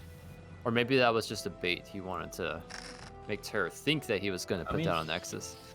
He had the money for it, but he'll need to order 2 more carriers soon and interceptors. Like, yeah. I mean, if he stops the goon production, he can take a Nexus and then order carriers, but cannot keep making like probes, units, and carriers and a Nexus. Yeah, +1 air weapon is almost done. He's gonna want to get +2, I'd imagine. When he did like order 2 more carriers and interceptors. Okay, where carrier has arrived. Still misses. He's scanning. I don't know where he scanned, but he still has not caught carrier. He's actually pushing now. Yeah, there was a GT on his army that he scanned. Oh, he has 3 scans and he's pushing, but the carriers are out, like, and there is not that much room for his stores here. There are no Goliaths. In fact, does he even have an he does have an armory. Okay, I think there's only 1 interceptor. Yeah, I mean, he'll defend, but it's like not great. It will be revealed. Yeah, and he has to show the carriers way earlier than he would want to. Yeah, but he's gonna hold. Yeah. And he has to attack turrets. he saved his probes and like some vultures ran into goons and bled off. I'm surprised that Terror is like continuing to push. Oh no, don't waste all your goons, retreat the goons, no. Terror needs to buy time, so the best thing he can do is push. He knows I mean, his he army is can stronger kill the right now. Nexus, yeah, but he will losing both your tanks like is not ideal. And he does actually have his third base. The third Nexus is almost complete. So I mean, he saved almost all his probes. He lost some, but most of them ran away. Honestly, the only reason why this is working out kinda for Terror is because like 6 goons died for 3. he needs to kill this Marine. This one Marine has already taken all the shields off one of the carriers. Okay. That's when it's time to actually start shooting. Before it's inefficient. Like, I know it's just one Marine, but you laid that Marine alone long enough. I don't like how losing those 2 Goliaths, losing these tanks. Yeah, that's like, okay, I don't know, like, that's a lot of carriers. I mean, tanks Still that trying just died. to make like random turrets in the middle of the map. I don't like any of it because Terror also cut a lot of SCVs during all that. Well, he brought some, but he should be on 56 now. He's on 38. Yeah. So. But one thing that's really going for him is that Dark also got like 37 probes right now, so it's very low echo. Yeah. So if he gets some good engagement, killing some of the I interceptors. think even Echo is good for Protoss because he's just taking a third base. Like his main will run out, but he'll just transfer. Yeah. Okay. And the value of the carrier keeps increasing as the game goes on. He's got a 5th carrier coming out now. Okay, let me put it that way. Protoss has +1 air, and Terran is 0-0 with no upgrade making. Like carriers are how you punish like late armor rebuilds. Not because of Goliaths, but because of the upgrades. I want to see these carriers just move into the main of Terra. For sure. Because Terra has he has 1 tank on the... Yeah. I don't like how Terror stayed too long with his tanks. I lost too many, but I also don't like how, Gosudark just lost too many goons for free for no reason there. If he had like plus those 6-8 goons, he could actually just go and kill him right now. Terry moving out again. I don't know if this is a good idea because he has enough Goliaths to deal with the carriers, but I guess there is still no observer. Like the first observer, I think, of all time is main right now. That's kind of why that. He's gonna get the armory. Yeah. But he needs to go back. I don't like trading armory for an Nexus and a bunch of moons in position. So, but he has no ops, like that's the issue. He has no idea that Terran army was coming. And he may be going for a full base race right now, and I like it actually. Yeah, at this point I feel like he needs to go on base trade.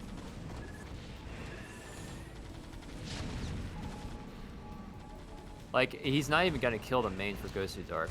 I feel like though he should protect the third more than the main. He's gonna mine out soon, so that's an issue for Gosudark. His main is mining out, like that's what is making the base trade bad. So he's kinda... Oh, he's coming out once the Goliaths leave. That's kinda really good because there are only 3 tanks. Just don't lose the Observer, but not like there is actually many SCVs? I think he's trying to Gosudark has done it. Yeah. Like, yeah, the carriers are just have too much value. He can't even remake Goliaths. He has no armory. He's just making mass missile turret, and missile turrets can't stop this many interceptors. Like, how many turrets do you need to make to stop this many carriers? I mean, that's a lot. 12 per location. But yeah. Well played.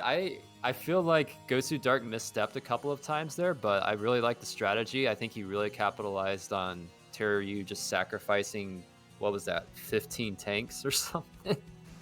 Yeah, he should have kept like at least 6 of those, and it would be, I think, a different game.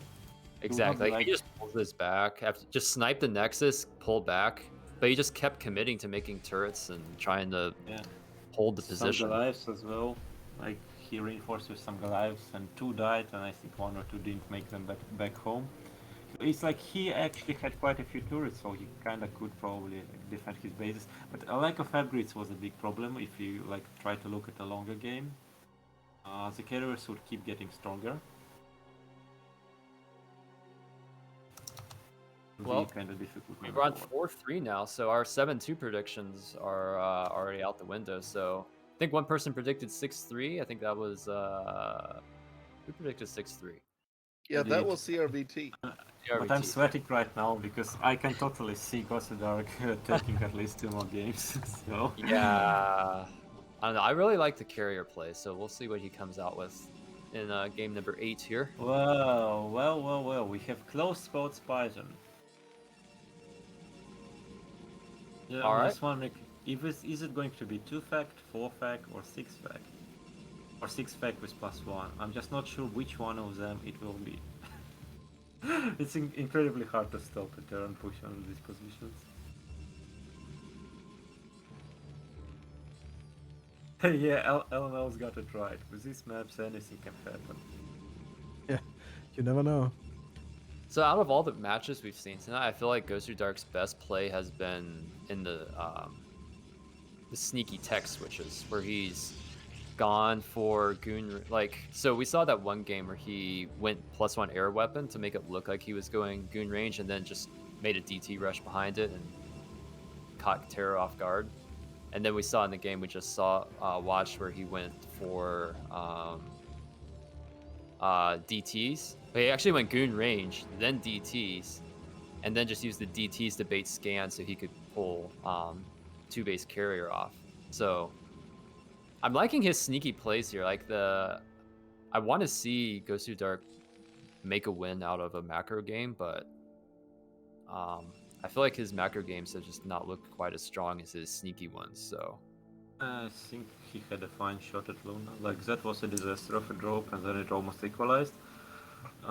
Yeah, I think he's doing fine, and I also think that Terror also played a bit sneaky a few times. And like, for example, I think it was first games or second games that Gosudark won. It was because he scouted the stronger V and just crushed it completely defensively. So I think in a macro game Terror has a small edge, but I don't think it's like completely decided that if it goes at the distance the Terror is strongly favorite. I think it goes either way. no. I really want. I think you. I think it might have been LML you mentioned earlier. Maybe it was CRVT. One of you mentioned earlier you really wanted to see the triple nexus off of one base. Like one base. I don't think that Gosudark is the type to do it. It was like more of a comment. I think if Gosudark with his tricky playstyle and PvT, if he mixed in some of that, I think it would be very strong. But he's just not the type to do it. We'll see here. Hey, but on the other hand, Terror is a guy to do 3 CCs out of one base. We've seen him do it in BSL. I mean, one before. tank. 3 CCs Yeah. out of one tank. Or 0 tanks. I think both him and Dandy can do that. And like, Terror plays a very varied style. He can do crazy rush, he can play standard, he can play very safe, he can play very greedy. Plays it all pretty much. Yeah, that's one of his strengths. Everyone knew him as a guy who cheeses, and then he can get away with less aggressive stuff and exploit the oversafe play by his opponent by going for some cheesy economy play instead. Mm-hmm. Just lovingly called Terror Protoss Terran. No offense meant, but that's the type of play that, for example, a 7 racks in PPZ, just a Marine Blast on the Socklist. It's a very Protoss play. Yeah, I love I it. think that's a compliment. Yeah, sure, I'm Protoss main, I mean. Yeah, me too. He skipped the Marine again this time, so Yeah. luckily Yeah. for him, I think never. I know this is the second time in a row now where he's done this, where he brings 2 or 3 SCVs and he just trades out for pairing. Oh, so he brings, but this time brings in 2 goons. So this is a little mix up from what we saw, I think 3 games ago. Oh, that... Fighting Spirit, I believe it was. I mean, Yeah. you want one Marine if they made one Zealot, pretty much. So, because he didn't make a Zealot this time, that Marine wouldn't help. Oh, we see a nice early Nexus this time. Like this time, he's actually got a Nexus. Nexus will be over half done before the command I mean, center. yeah, Terror will scout it. I don't like it. I think that, for example, 28 Nexus is only worth it over, for example, 23 or 21 Nexus if you deny scouting. Like, you make all those extra goons, and if you get them, you should kill the CV. They should not like see this Nexus, and they should decide that they need like Academy or eBay earlier. If you make a delayed Nexus and they saw it, it's kind of really bad. As you can see, there is no early eBay. I mean, it starts now, but it was done at this time, I think, the previous games. So we see Citadel and then 4 gateways. Oh, it's a Zealot bust, and I mean, it could work. If it's not scouted, it can be really strong, but I kinda would like him to like cut gas mining if he's going there. One issue with that is I think Terror has very good micro, and this build is good if they are not ready, like if they are surprised. But basically SCV and Marine Micro can deal with it. It's stupid how many Zealots good SCV block and a few vultures can kill. Luckily We'll see for how it him, comes out. I mean, okay. I'm a some fan of vultures seeing the can go. occasional speed Zealot bust. Oh yeah, me I mean, too. I mentioned it that Gosudark might do it this series, so but usually I see 5 gate, not 4. Oh, Yeah, I I was gonna prefer say the like 6 gate actually. It's really the good 6 too. gates. Okay. Yeah. Maybe he'll add in the other 2. Like maybe he was just holding off until he had the econ behind He it. has 600 gas. That's like why he doesn't have the minerals. He'll probably usually want to cut the gas. He's cutting the CVs. I mean, not the CVs, the probes, and he's clearly can be seen. He can order more gates. Ooh no! Oh, You're getting it. the gig is up. He wants to save those watchers. He don't want to trade them. Okay, they died. But at this Okay. point, you land the eBay. Land the barracks, you make a bunker. There is absolutely no reason for Protoss ever to have that many Zealots at this point in time. I think Terror is kinda not reacting to what he just saw. He didn't see the speed Yeah. yet, so he might not I mean, expect this. what speed? You see more than 4 Zealots at that time, you know what it is. It's like, you should never Yeah, I have want that to see many Zealots split up a little bit more. Yep. Yeah, as you can see that the goddamn SCV block is really strong, but he's still kind of breaking it. He's getting Because all the more tanks though. Zealots is coming. Yeah, but the one tank in the main is still staying strong, and another one is coming. Yeah, it's kind of the steam is losing. At this point, I think you can kind of just leave the CC and hold the ramp. The Protoss is like cutting a ton of workers. I think that too many goons have died, and yeah, it's just Gosudark is in trouble. This reminds me of the time I tried the same thing against Terra. It looked really good in the beginning and then slowly it went Yeah. into his favor. I think I did it against Terror or Dandy. It was a similar situation. It's like it was a 3-base Zealot pump against a 3-base Terran, and Terran had almost no units when I came in, and they still held just because the CVs and vultures are like so good defensively. Yeah. Honestly, So- for how wide open this nature was, Terror had no business holding it, but he still did. Yeah, I feel like if Gosudark had just pulled back as soon as he eliminated the tanks on the low ground and then just focused the CC. There He were a would be in few a better times place. there were like when 4 Zealots or 5 Zealots that were on the SCVs have went to the right to attack one tank and then go back to the SCVs, but the goons would already kill the tank. And like I think he sent 1 or 2 Zealots in the main to deal with high ground tank, but they got distracted and never killed it. So I think if those two things went differently, it would be maybe not game over, but Terror probably would have like 10 SCVs less. So behind this, what do you think we're going to see? We see a Stargate and a Forge dropping down. Are we gonna? Well, it looks like we're gonna see Arbiter play. Yeah, I wonder that's if my he'll guess. take the island this time, because it's really hard for him to take it short. This position, like the minnow only is very open, it's kind of close for a push, and the natural main is too far away. I would like him to take the island. Yeah. Does he have a robo yet? He has a shutdown in production, but I was thinking if it's perfect. 4 DTs or for the island, but he's making 4 dragoons, so probably for the island. I like the third command center from Terror, however, I wouldn't hate a push, just because it's... Yeah, I think you're really- right. He's really gonna go close for the position. island. We just saw their Yeah. probe loading up into the shuttle.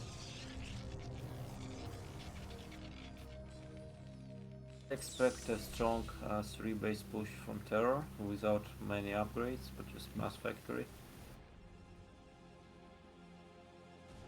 And might be hard for Gosudark to stop, just because the distance is, it's like 1, 2, 3 screens away to the Protoss Natural.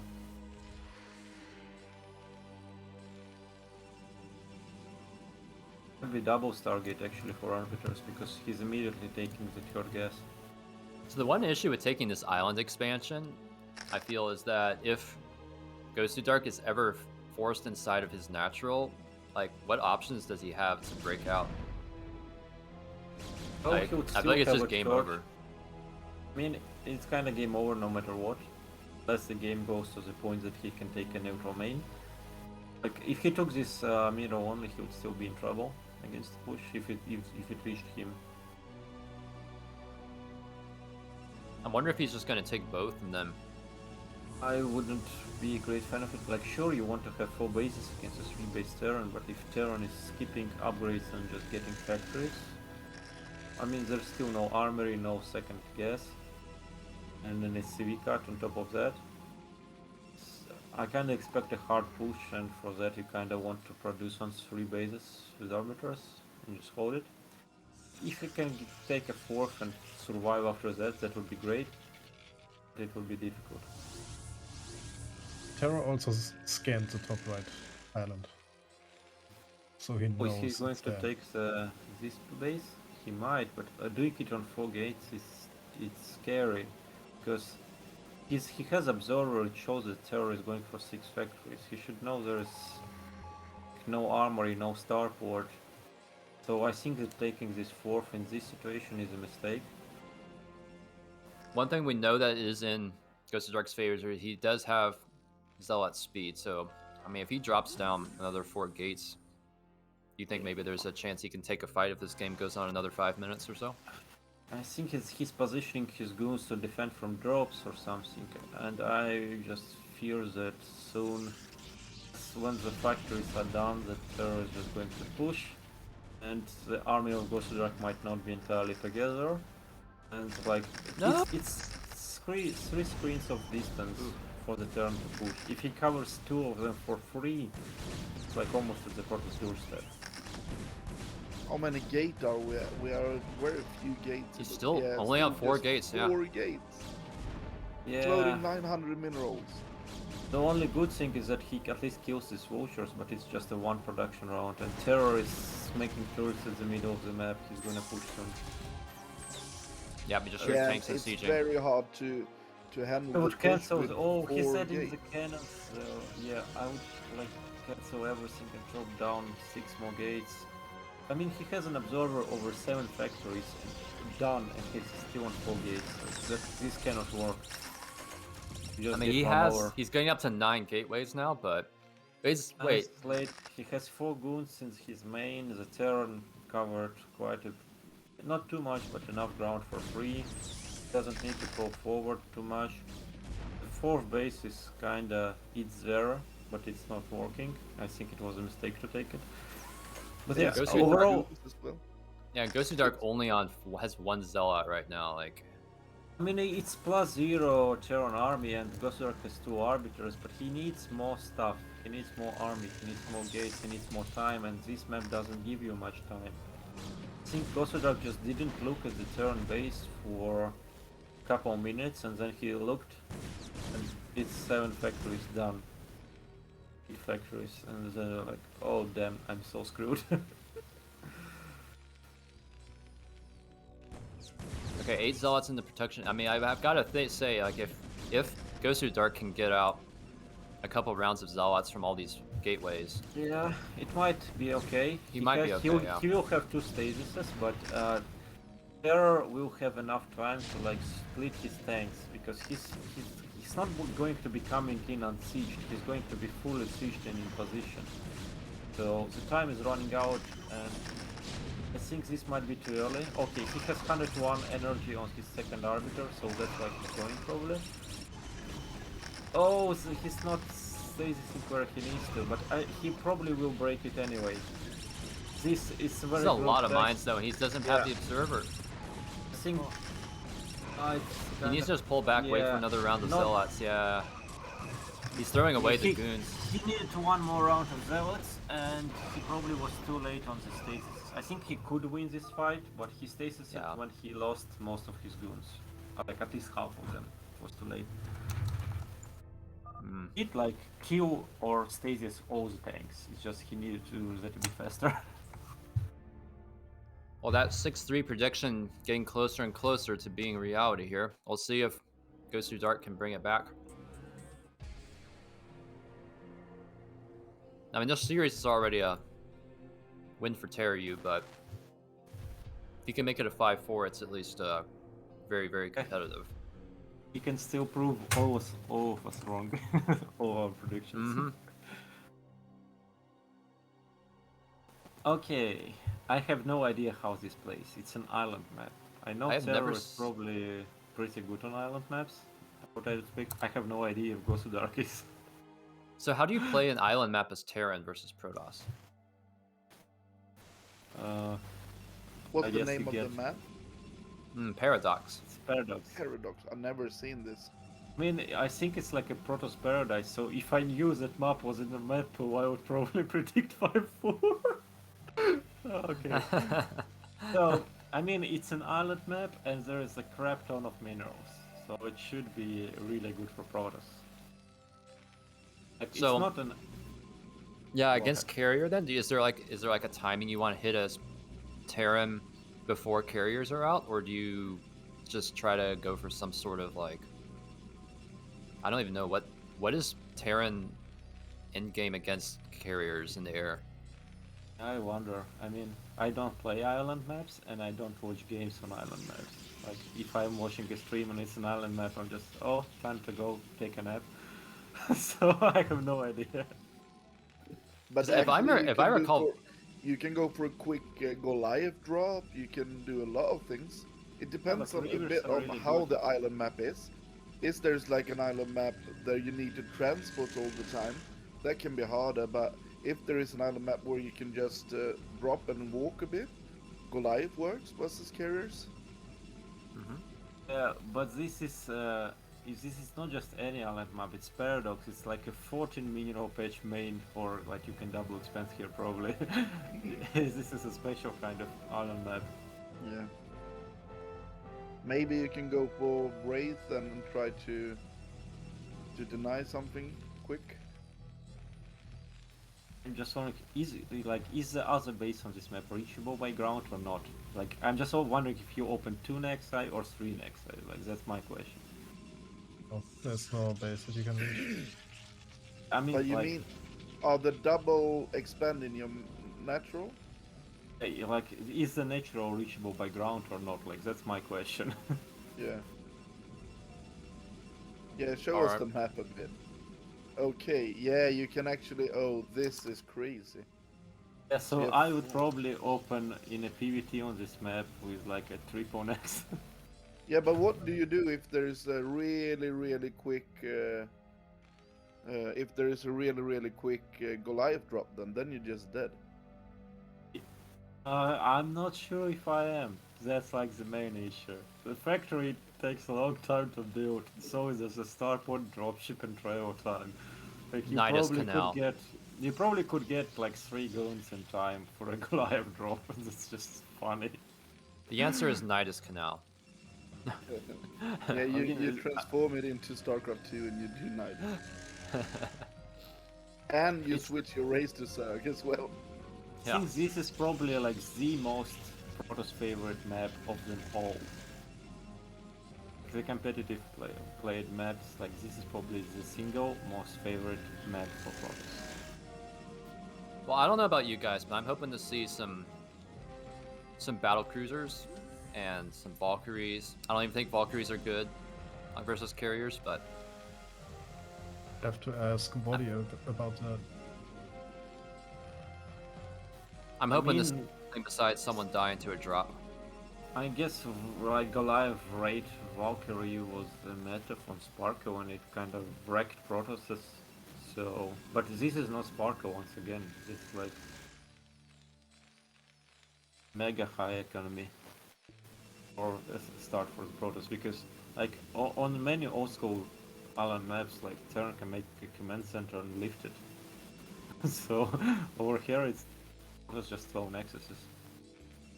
I think a cheese you could do on this map is just to make like triple bunker or double bunker. I mean, I'm sorry, barracks, and just float them to the Protoss main and hope that they went for like a super greedy play off one gateway. And since they just like pull the probes, kill the I would Marines. like to see 4 starports. But it's not going to be that, it's going to be Goliath, but I would like to see 4 starports. It's like 2 factory armory starport, not sure. But I'm kind of wondering, can you actually expand on this map? And why is Gosudark not expanding further? I mean, 2 base versus 2 base, it won't stay that well for Protoss.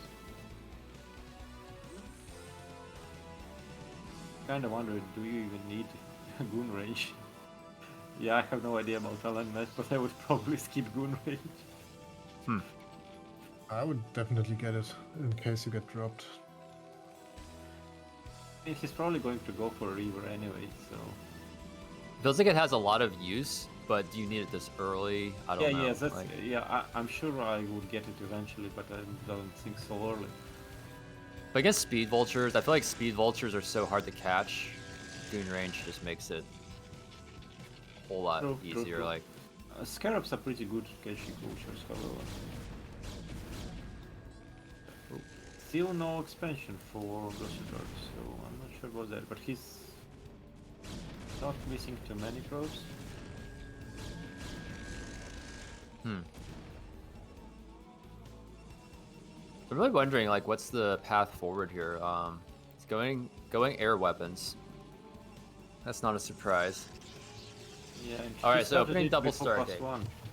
Okay, so we're not going for some mega drop play. We're going. Looks like we're gonna go some sort of air committal. I kinda want to see some ghosts just for the lockdown. It's so underrated against carriers. I guess, I mean, on Island map you can kinda just run away, avoid the engagement, but in general it's such a good counter to carriers. Terror getting really early +1. And yeah, here comes the Goliath drop you were talking about. Don't Again, think it's Goliath's early. probably the best drop unit for Terran. Honestly, he made 2 factories and a starport before armoring, so it's like he could get this +1 much earlier if he wanted to. Maybe I he guess just comparatively, like when he pushed last game, he was still on 0-0. I don't like this. I mean, we got a Robo, but no, we didn't go Reaver and we kept the Observer at home and we didn't go for like a Reaver. We went for 2 Gate Dragoon. I kinda am not perfectly happy about it because I'm just looking and Terror has 0 tanks. Like, All right, 1 probe for 1 Goliath. I don't know if that's really worth it if you're. I mean, he scouted there is no third nexus. I think he was probably really sure that there will be a third nexus, but hey, just look at it, how overkill his defense was against that draw. He could certainly take the third nexus, go carriers, and still defend it. Just looking at the Protoss main looks so funny though. Just this double Nexus mass. He's gonna unload. But will he be able to escape with the dropship? I mean, the goons are coming from the bottom. This looks like a waste of Goliaths, honestly. The gas is the limiter. Well, he has 600 gas, so probably not so much, but focusing probes at this point doesn't do much, because you are just going to be saturated really soon. Oh, that forge is a bit of a problem. Now, he doesn't know for sure it's carriers, I don't think. I mean, he would probably guess it's most likely carrier, but No, he didn't knows. scout. He saw them with the Goliaths. I mean, he didn't saw the fleet beacon probably. He didn't but see the fleet what else beacon, would though. it be? Oh, Yeah, but it's scouts. It's scouts. But he, I Or mean, it's I like- don't know you would go double arbiter, double Stargate arbiter. I mean, it's DWeb Goliath. Still, it's I mean DWeb Dragoon. Would you get a third? I feel like he should have a third. Maybe after he gets his third base up and running, he'll go for a third Stargate so he can start pumping out Corsairs. Guess this isn't much of a third base. It's like 4 patches, so. But Not you that get much of your a good. Valkyries now anyway. He made a Valkyrie. So he is going Valkyrie. Okay. I don't if you go think higher up- Valkyries are that good versus Okay, carriers. I really don't like it. So we went for 4 factories, made 6 Goliaths out of them, and now we're going for triple starport. I guess he saw the carriers, and maybe that made him switch. But why did we go for 4 factories? I mean, maybe it's better to like make a scanner. just saying. Yeah. Not sure. Oh, this drop is a bit more annoying. The hard to clear, and this is bringing terror ahead. Or at Dude, least those even the they team. can probably hit those at least left 2 mineral patches, right? I mean, right 2 mineral patches. Wait, I does think, Gosudark uh, see this? I mean, he pulled the probes, so he should just get vision from carriers and clear them with the Okay. dragoons. I was looking elsewhere on the map. I don't think it was worth all the four Goliaths. I think it would be. I would like this play much more if he first killed some probes, forced them back, waited like 15 seconds, and just got out of there. But I do like how he scouted the. This is such a random place. I don't think Gosudark wants to take that base. I think he wants to deny that base for terror. There are no tanks out for Terror, but I don't know if these cannons are going to finish in time. He actually brought Those, 2. the observer in the middle of base is really hard for Terror because he sees everything with that one. Okay, please repair those Goliaths. Oh, he's actually micro-inquisition. Okay, this is kind of cute. But that cannon is almost done, so he actually should be able to clear this. Yeah, but still very kills the annoying. probe. Like, Terror can't. I mean, Gosudark won't be able to secure the space as fast as he wants. But I mean, he's up to 4 no, carriers now. I He's don't not think making. Gosudark wanted to take this base. I think he's just denying Terror from taking it. There's He a has supply control lead of the from base, Terror I think. now. Yeah, he's making Corsairs. Yeah, there's triple Corsair production. I would and like to see carriers. Second cybernetics, please. The 4 observers is a nice touch, but I would like them to see observer upgrades. Yeah, I would like to see observer upgrades in the second cybernetics. Now, for. Sorry, I lost my thought there now. So he's actually taking that base. I guess is it denying map split or what? Now, how many observers do we have with the carriers? 3, 4, think it's 4 5. observers. Yeah. 5? He's ready, but I would like to see observer movement speed. And Yeah, there's 5. an 8 vulture drop heading out, but there are 2 cannons there, and 2 cannons in the main. I think he's pretty covered. I mean, he will lose some probes, but it's not the end of the world. If the dropships die, I would like, yeah, the dropship should go home immediately. There's a big drop here for Yeah, but there is only 9 probes there, so actually it's like it's not. Oh, at least he scouts the Corsairs, but yeah, this was my point. It's like it's 8 vultures for 9 probes. He didn't get all 9 of them. Yeah, he doesn't even have speed. yeah. And we see the 4th almost complete now for I'm sorry, 3rd? I don't know what base. This is a 4th or 3rd. That's 3.5 for Gosudark on the way. Okay, we're getting clogged for raids, so I mean, Corsairs murder raids like really hard, but I would like to see Yes, more but upgrades. Valkyries murders Corsairs. Yes, that is true. I think it will come down to control, and in this situation, I think both players will be somewhat unused to it. And I think the player with the initiative will probably get the upper hand. Like who gets the jump on who, basically. I don't think it will be about amount of the units, but who is going to initiate. So we see +2 for Terran and +3 for Protoss should be finished around the same time. So I feel like that's, you know, definitely advantage Protoss. I don't know that armor is really on the upgrade No horizon armor. for either Horizon, one. Yeah. Yeah. I would like to see Gosudark just take a bunch of cannons and sit on them. Like with his air fleet, just sit there and maybe even cannons the random bases, next base for Terror to take. Because he's gonna have an excess of minerals. But I don't like how all his observers are at home. I would like him to spread them more. So this would not come as a surprise if 1 or 2 observers were scouting. Oh, and I also would like to see a vessel, at least one. Like, So Disruption Web is on the way now for Protoss. So we may see the Fabled ability this game. he's just styling. Okay, why did you leave? It's like entire Terran army. Yeah, I don't want Terror to fight with a cannon and air fleet. Okay, but the Corsairs are fighting Valkyries, and I mean, okay, Terror is dead. Yeah, I really should have seen what's the map before making the predictions. Yeah. Yeah, it's over. He needs battle cruisers, not this. GG. Yeah. I mean, I feel like if he Probably instead put- of relied so heavily on some of the drop play, he would have been able to afford the battle cruisers. Because honestly, even on just 2 bases, I feel like Terran late game might be slightly favored with battle cruiser. Yeah. It's stasis makes it weird. The issue was he let that base get up, and then he fought air army plus cannons.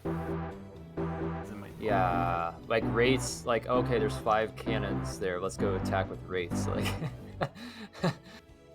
it doesn't kill fast enough. Best units Yeah. against cannons. I think maybe he just.